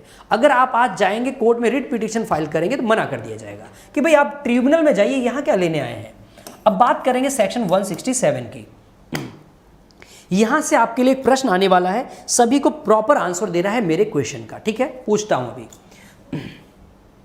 अगला क्वेश्चन देखिएगा, सेक्शन 167 क्या कह रहा है? Option for what? Option regarding claim for compensation in certain cases. मामला क्या हुआ? यूट्यूब पे भी रेगुलर क्लास लिया करो, ठीक है करण जी, रेगुलर यूट्यूब पे भी लेंगे, ठीक है? ओके अब देखिएगा, option regarding claims for compensation in certain cases where the death of, अगर किसी भी व्यक्ति की मृत्यु हो जाती है या फिर बॉडीली इंजरी हो जाता है, शारीरिक क्षति हो जाती है, to any person gives rise to a claim for compensation.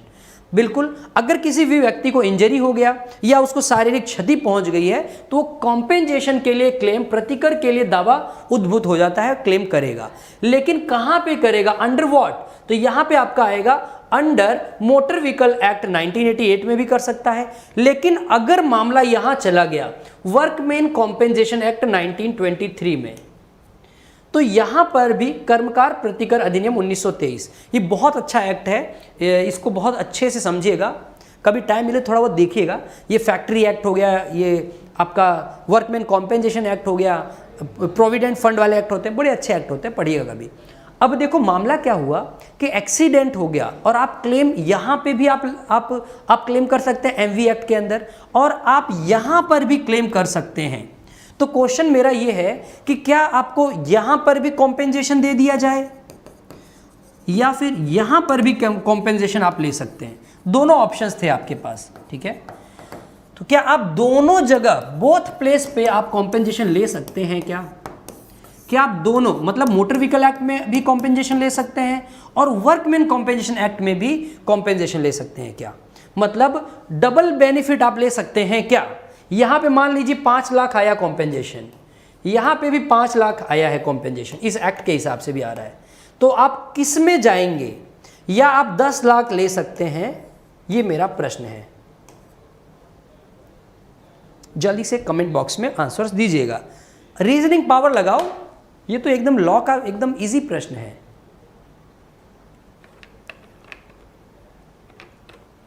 मेरा आंसर दीजिए कि आप ओनली 5 लाख ले सकते हैं या फिर 10 ले सकते हैं, तो मुझे समझ में आ जाएगा कौन सही आंसर दे रहा है, 5 लाख या फिर 10 लाख। 5 लाख का मतलब किसी या तो इसमें बेनिफिट मिलेगा या उसमें मिलेगा। क्वेश्चन रिपीट कर देता हूं, ओके, वापस रिपीट कर देता हूं कि आपके साथ इंजरी हुई, आपके साथ क्षति हुई है, आप अब यहां पर भी मोटर व्हीकल एक्ट के अंदर भी क्लेम ले सकते हैं, आप यहां पे भी, क्योंकि आपको कवर हो रहे हैं आप इसके अंदर, इस प्रोविजन के, वर्कमैन कॉम्पेंसेशन एक्ट के अंदर भी आपको कवर किया जा रहा है, ठीक है? ठीक है, इन दो एक्ट के अंदर आप कवर हो रहे हैं, तो अब बताइए, आप जो कॉम्पेंसेशन है क्या इसमें भी अप्लाई करके ले सकते हैं और इसमें भी अप्लाई करके ले सकते हैं, या फिर आपको केवल एक ही कॉम्पेंसेशन मिलेगा, चाहे इसका बेनिफिट लीजिए चाहे उसका। हाँ, एक में ले सकते हैं ओनली 5 लाख। रूबी जी 5, सूर्यवंदना 5, मधुमिता जी भी कह रही 5, ओके। विजय मरकम जी कह रहे हैं ओनली मोटर व्हीकल एक्ट 1988 में ही अप्लाई होगा, उसमें नहीं जाएगा। और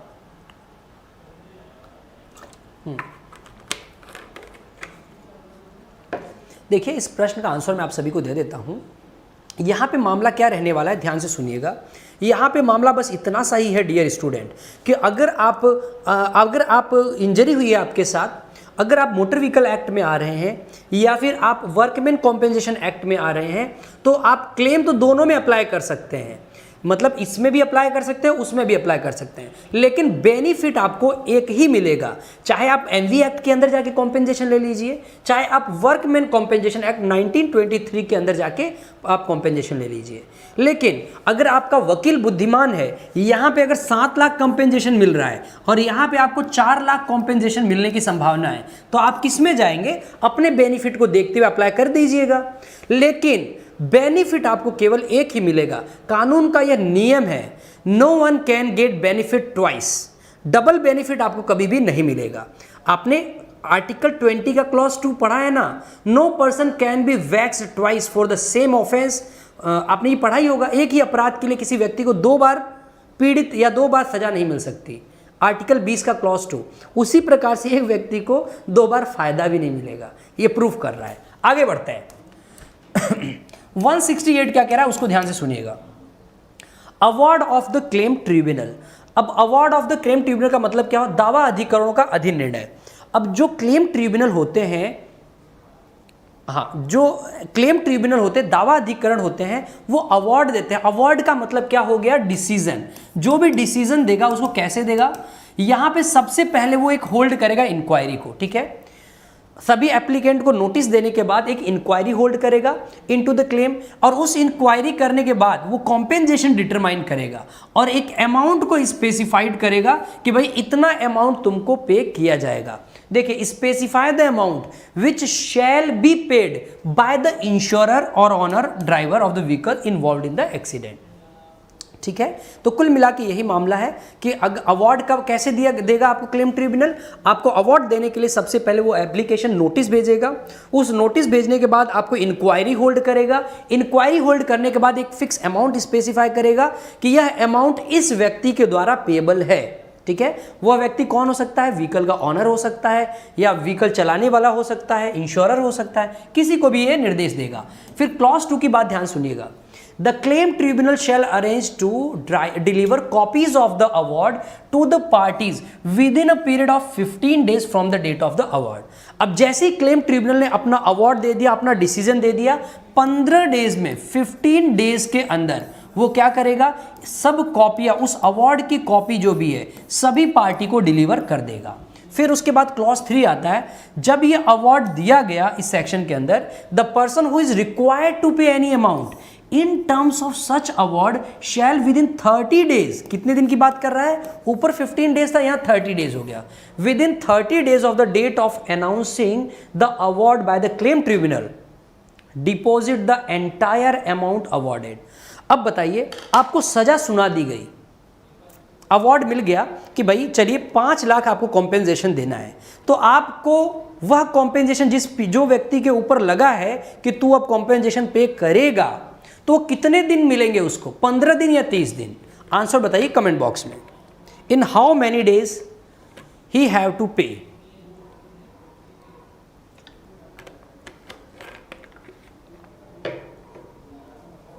तो सभी को बताना चाहूंगा कि आपके पास कितना दिन है? 30 दिन के अंदर आपको within 30 days from the date of award, आपको 30 दिन के अंदर क्या करना पड़ेगा? कॉम्पेंसेशन पे करना पड़ेगा। सेक्शन 169 की बात देखिएगा। Procedure and powers of claim tribunal. Claim tribunal कौन सी प्रक्रिया अपनाती है और क्लेम ट्रिब्यूनल के पास कितनी पावर होती है? वैसे मैंने बता दिया था, ध्यान से देखिए। क्लेम ट्रिब्यूनल में फॉलो समरी प्रोसीजर। यह कौन सी प्रक्रिया को अपना सकती है? समरी प्रोसीजर को यह अपना सकती है। समरी प्रोसीजर का मतलब क्या होता है? संक्षिप्त प्रक्रिया जिसको कहते हैं। बिल्कुल, एज इट थिंक्स फिट। अब आगे की बात देखिए, claim tribunal shall have all the powers of civil court. अब यहां पे ध्यान से सुन लीजिएगा, समरी प्रोसीजर अपना रही है, सारी चीजें अपने हिसाब से क्लेम ट्रिब्यूनल कर रही है, लेकिन क्या उसके पास सिविल कोर्ट के पावर हैं क्या? तो बिल्कुल, क्लेम ट्रिब्यूनल के पास सिविल कोर्ट के भी पावर होते हैं। कौन कौन से? For the purpose of taking evidence on oath, अगर दावा अधिकरण को शपथ पर साक्ष्य लेने का भी पावर है, बिल्कुल पावर है। दूसरा, enforcing the attendance of witness, किसी भी गवाह को, किसी भी विटनेस को, साक्षी को हाजिर कराने का भी अधिकार है। किसके पास है? क्लेम ट्रिब्यूनल के पास। ये पावर सिविल कोर्ट के पास भी है, ध्यान रखिएगा, ये आप जानते हैं कि मैं मान के चल रहा हूं। Compelling the discovery and production of document and material object, आपको बाध्य किया जा सकता है कि लाइए ये दस्तावेज, ये भौतिक वस्तुओं को मेरे सामने प्रकट करिए, प्रोड्यूस करिए। फॉर द अदर पर्पस, के लिए भी, अन्य प्रयोजनों के लिए भी यहां पे लिया जा सकता है। अगला पॉइंट इंपॉर्टेंट है, सेक्शन 195 एंड चैप्टर 26, ये चैप्टर 26 लिखा हुआ है, of the code of criminal procedure 1973। मतलब सेक्शन 195 और आपका सेक्शन कौन सा है, माफ कीजिएगा, सेक्शन 195 ऑफ CrPC as well as chapter number 26 ऑफ सीआरपीसी के लिए भी। 26वें एडमिनिस्ट्रेशन, आपको याद है? बताइए चैप्टर नंबर 26 में क्या आता है? एडमिनिस्ट्रेशन आता है कि नहीं आता है? पूरा आप लोग कर दीजिएगा आगे का, ठीक है, प्रशासन की बात आती है। 195 की भी बात बता दीजिए अगर किसी को भी याद है तो। Is there anyone?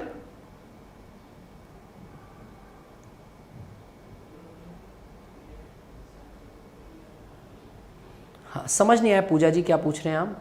टाइम क्या है? देखिए, अब टाइम का वो होता है जब टाइम मिल जाता है ना, जैसे क्लास जब फ्री रहती है, एक्चुअली कोई फिक्स टाइम हम लोग इसलिए नहीं कर पाते हैं, आपको नोटिफिकेशन आप ध्यान रखना पड़ेगा, क्योंकि इशू ये आता है कभी प्लस क्लास का टाइम है, अब जिस टाइम मैं फ्री हूँ उस टाइम किसी और का यूट्यूब क्लास रहता है, so we have to manage it. हाँ, तो चैप्टर नंबर 26 की एडमिनिस्ट्रेशन ऑफ जस्टिस, ठीक है, उससे संबंधित है, और सेक्शन नंबर 195 सीआरपीसी का मैटर है। तो वहां पर क्लेम ट्रिब्यूनल किसका प्रक्रिया अपना सकती है? किसके पावर्स आ जाते हैं? सिविल कोर्ट के पावर आ जाते हैं। एक पॉइंट और ध्यान से देखिएगा, for the purpose of enforcement of its award the claim tribunal shall also have all the powers of civil court in the execution of a decree under the code of civil procedure. अगर decree की बात आती है, decree की बात आएगी section 2 clause 2, कहां पे? सीपीसी 1908 के अंदर, ठीक है, तो वहां पर भी डिक्री के अंदर भी यह क्लेम ट्रिब्यूनल क्या बन जाता है? सिविल कोर्ट के सारे पावर क्लेम ट्रिब्यूनल के पास आ जाते हैं। ओके, अब देखिएगा एक इंपॉर्टेंट, मोस्ट इंपॉर्टेंट, इसको वेरी वेरी इंपॉर्टेंट मार्क करिएगा, फिक्स है, यहां से क्वेश्चन बनेगा। मैं फिर बता दे रहा हूं, यहां से क्वेश्चन मुझे पता नहीं क्यों लग रहा है कि आना चाहिए, आप लोग यहां से याद करके जाइए। अपील, अब आपको क्लेम ट्रिब्यूनल के रेस्पेक्ट में अपील करनी है कि मैं जो डिसीजन आया है मैं उससे खुश नहीं हूं, तो बताइए आप अपील कहां कर सकते हैं? तो आप अपील कर सकते हैं हाई कोर्ट में, ठीक है। एनी पर्सन, यहां पे डबल डॉट करिए, any person aggrieved by an award of a claim tribunal, अगर कोई भी व्यक्ति क्लेम ट्रिब्यूनल के अवार्ड से व्यथित है, परेशान है, तो वो हाई कोर्ट में अपील कर सकता है, लेकिन कितने दिन के अंदर? Within 90 days from the date of award. 30 day क्यों लिख रहे हैं? विद इन 90 डेज, इतना देखो पीला कर दिया है, within 90 days from the date of award. 90 दिन का समय है डियर स्टूडेंट, इसको याद रख लीजिएगा। 30 डेज में कह रहा हूं ना, यहाँ गलती करते हैं बच्चे, क्योंकि 30 दिन और 60 दिन तो कॉमन होता है, कॉमन है यार, 30 दिन टिक कर दो, ऐसा मत करिएगा। अगर आपको अपील करना है हाई कोर्ट को, तो आप बिल्कुल क्लेम ट्रिब्यूनल के खिलाफ, आप उसके अवार्ड के अगर एग्रीव्ड हैं, आप अपील कर सकते हैं हाई कोर्ट को, आपको टाइम मिलेगा 90 दिन का। अब आगे की बात देखिएगा, प्रोवाइडेड दैट नो अपील, अब आप अपील कब नहीं कर सकते? No appeal by the person who is required to pay any amount in terms of such award shall be entertain by the high court, ठीक है। अनलेस, इस वर्ड को बॉक्स में रखिएगा, unless he has deposited with it. देखो, अगर आपको high court में अपील करनी है तो हाई कोर्ट छोटा मोटा मामला तो है नहीं। अगर आप हाई कोर्ट में अपील करना चाह रहे हैं तो आपको छोटा सा काम करना पड़ेगा। हाई कोर्ट के अंदर कुछ पैसा जमा करना पड़ेगा, तभी आप हाई कोर्ट में अपील कर सकते हैं। अब आप पूछेंगे हाँ, सारे सब्जेक्ट में इंडिया के 150 कानून को पढ़ा सकता हूँ, कोई इशू नहीं है। इंटरनेशनल लॉ नहीं पढ़ा सकता बस, उसके अलावा पूजा जी मैं कोई भी कानून पढ़ा सकता हूँ, लेकिन अभी मेरे को जो सब्जेक्ट यहाँ पे अलॉट होते हैं मैं वही ले सकता हूँ, राइट। अब मेरी बात को ध्यान से सुनिए, मैं क्या कहना चाह रहा हूँ। यहाँ ये कह रहा है हाई कोर्ट में जाना है ना, तो ऐसे ही आप नहीं चले जाइएगा, आपको कुछ पैसा पहले जमा करना पड़ेगा। कितना पैसा डिपॉजिट करना पड़ेगा? विद इट का मतलब हाई कोर्ट में 25,000 रुपीज आप जमा कर दीजिए, या फिर 50% of the amount so awarded, जितना अमाउंट आपको अवॉर्ड किया गया था उसका 50%। इन दोनों में से जो कम हो, विच एवर इज लेस, वो आपका क्या हो जाएगा? अमाउंट डिपॉजिट करिए हाई कोर्ट में, फिर अपील कर सकते हैं, ठीक है। ये पॉइंट याद रहेगा कि नहीं? 25,000 या 50% किसका? Amount awarded. मैं क्वेश्चन पूछ लूं आप सभी से, रेडी हैं? इसके ऊपर एक प्रश्न बनता है, चलिए सभी लोग बताइए, अगर कॉम्पेंसेशन जो अवार्ड किया गया है, क्या बोल रहा हूं, कॉम्पेंसेशन का मतलब क्या होता है? प्रतिकर। जो प्रतिकर आपको अवार्ड किया गया है वो है आपका कितना? वो आपका है, अगर मान लीजिए 1 लाख आपका अवार्ड किया गया है, ठीक है। अब बताइए, आपको हाई कोर्ट में अपील करनी है, हाई कोर्ट में आपको अपील करनी है, तो आप कितना अमाउंट डिपॉजिट कराएंगे? डिपॉजिट तो आपको कराना पड़ेगा अमाउंट, डिपॉजिट कितना अमाउंट आप कराएंगे? जल्दी से बताइए, थोड़ा मैथ्स का क्वेश्चन है। कहो तो फॉर्मूला वापस दिखा दूंगा।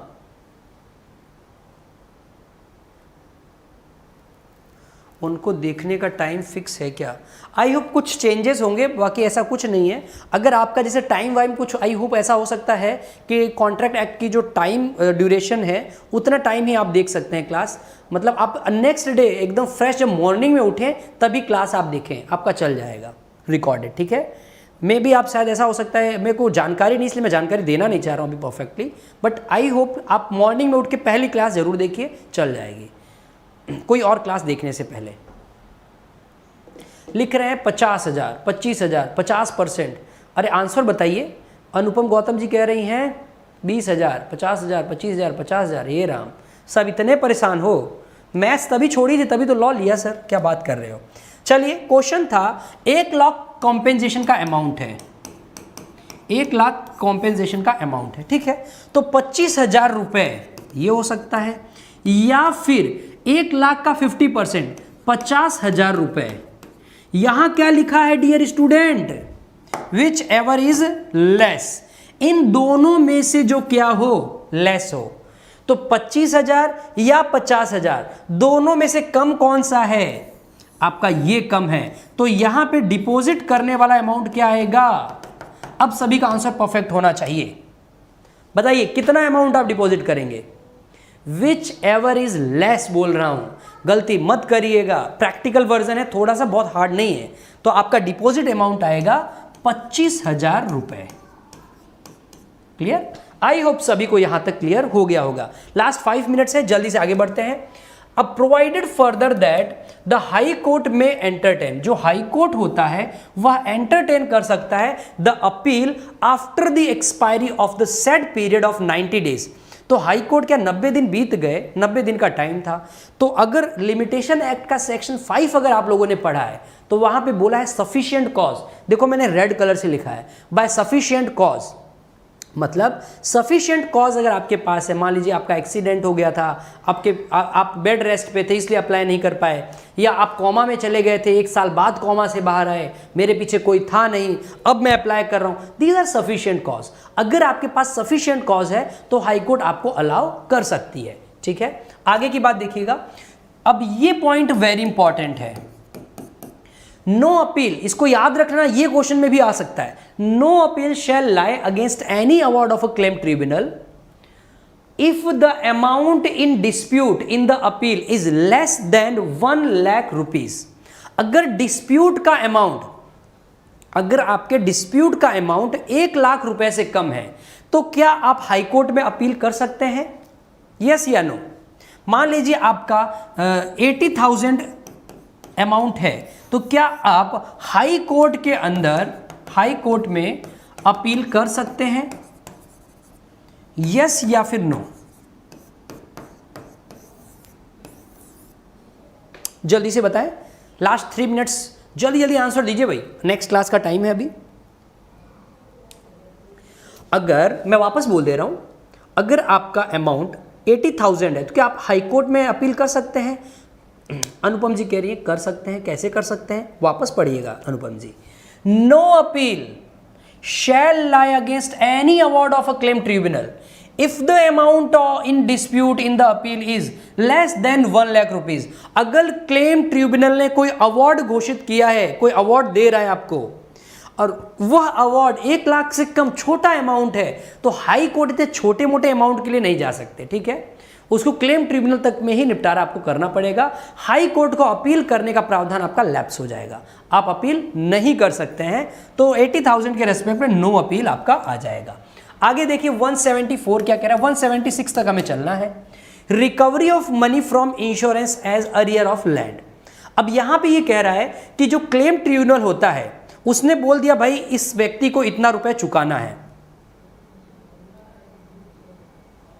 हाँ बिल्कुल, आप प्लस लिया है तो देख सकते हैं रूबी जी, बिल्कुल फ्री क्लास है, सबके लिए अवेलेबल है। अब ध्यान से सुनिएगा, recovery of money from insurer as arrear of land revenue, इसका मतलब क्या हुआ? हाँ अगर पूरे 1 लाख, देखिए अच्छा आपका क्वेश्चन आया एक लेस देन 1 लाख है, ठीक है, इसका मतलब होता है 1 लाख है तो आप जा सकते हैं। ध्यान से सुनिएगा, अगर आपका 1 लाख का मामला है तो आप है ना अपील कर सकते हैं। ये कह रहा है लेस देन 1 लाख, 99,999 का मामला है तो आप अपील नहीं कर सकते हैं। 1 लाख होते ही आप अपील कर सकते हैं, लेस देन 1 लाख कह रहा है, ठीक है। अब ध्यान से सुनिएगा, recovery of money from insurer as arrear of land. अब मान लीजिए एक्सीडेंट हो गया, अब क्लेम ट्रिब्यूनल ने बोला है हे ये इंश्योरर या फिर ये ड्राइवर या फिर ये गाड़ी चलाने वाले का जो ऑनर है वो, चलिए कॉम्पेंसेशन पे करिए। अब उन लोगों से कॉम्पेंसेशन कौन, कोर्ट वसूल करेगा? नहीं, कोर्ट एक सर्टिफिकेट इशू करेगा कलेक्टर को, कलेक्टर उनसे वसूल के उस पीड़ित पक्षकार को दिलवाएगा। अब जो कलेक्टर जो वसूली करेगा इन लोगों से, वो ऐसे ही करेगा जैसे एक अरियर ऑफ लैंड रेवेन्यू होता है। अरियर ऑफ लैंड रेवेन्यू का मतलब क्या हो गया? जैसे एक वो भू राजस्व का जो बकाया होता है ना, जैसे कोई कोई जमीनें होती जेडी वगैरह की जिस पर रेंट कोई कोई पे नहीं करते हैं, जिस प्रकार से उनकी रिकवरी होती है उसी प्रकार से यहाँ इनकी रिकवरी होएगी। फिर देखिएगा सेक्शन 175 क्या कह रहा है, bar on jurisdiction of civil court, civil न्यायालयों की अधिकारिता का वर्जन। तो बार का मतलब मना है, किस चीज के लिए मना है? Bar on jurisdiction of civil court. अब बताइए, अगर मामला क्लेम ट्रिब्यूनल का है, ध्यान से देखिएगा, अगर मामला क्लेम ट्रिब्यूनल का है तो क्या वह मामला सिविल कोर्ट में जा सकता है क्या? जल्दी बताएं। ठीक है, कोई भी ज्यूरिसडिक्शन, कोई भी एडजुडिकेशन है, इसका कोई भी क्लेम ट्रिब्यूनल का आने वाला मामला है और उसका एडजुडिकेशन, उस केस का निपटारा क्या सिविल कोर्ट कर सकता है क्या? दूसरा पॉइंट, क्या इंजंक्शन सिविल कोर्ट यहां दे सकता है क्या? इंजंक्शन, व्यादेश, आई होप इसको कहते हैं, देख लीजिएगा। तो आपका यहां पे आएगा आंसर नहीं। अगर मामला क्लेम ट्रिब्यूनल का है तो उसे सिविल कोर्ट एडजुडिकेट नहीं करेगा और ना ही वहां पे कोई इंजंक्शन लगाएगा। क्लियर? बार लगा हुआ है ना, देखिए bar on jurisdiction of civil court, that is the point. आगे की बात करते हैं, ये लास्ट सेक्शन है आपका, section number 176, power of state government to make rules. मतलब अगर कोई भी कानून बनाना है, कहां के रेस्पेक्ट में, ये लास्ट सेक्शन है, ध्यान से सुनते रहिएगा। अगर 165 से 174 जो हम आज पढ़े ना क्लेम ट्रिब्यूनल में, 165 से लेके आगे आगे बढ़े 174 तक पहुंचे हैं, इसमें इंक्लूड क्या नहीं किया है? सिर्फ और सिर्फ 175 इंक्लूड नहीं किया है, ये कोर्ट का मैटर है इसलिए। तो इस पूरे मामले का अगर कोई नियम बनाना है, कोई रूल बनाना है, तो वह पावर सिर्फ और सिर्फ किसके पास है? स्टेट गवर्नमेंट के पास है। कैसे क्या फॉर्मेट होगा, कितनी फीस दी जाएगी, सारी चीज़ें छोटी मोटी राज्य सरकार इसको डिटरमाइन करेगी और फिक्स करेगी। This is the class from my side. I hope you have enjoyed a lot and मुझे अब लगता है कि आप सभी लोग MP ADP हो चाहे ADJ हो, आप सभी को एक रास्ता तो मिल गया है।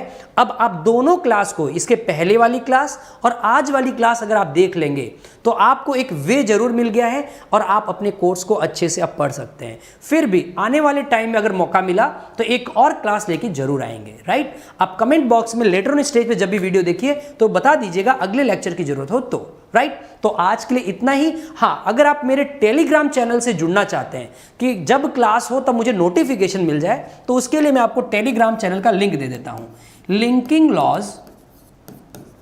लिंकिंग लॉज अनूप सर के नाम से मेरा टेलीग्राम चैनल है, इसको आप ज्वाइन कर सकते हैं और आप यहां पे नोटिफिकेशन प्राप्त कर सकते हैं, right. So this is the class from my side. Thank you, have a nice day. जाने से पहले सभी को जय हिंद, जय Bharat, bye bye, take care.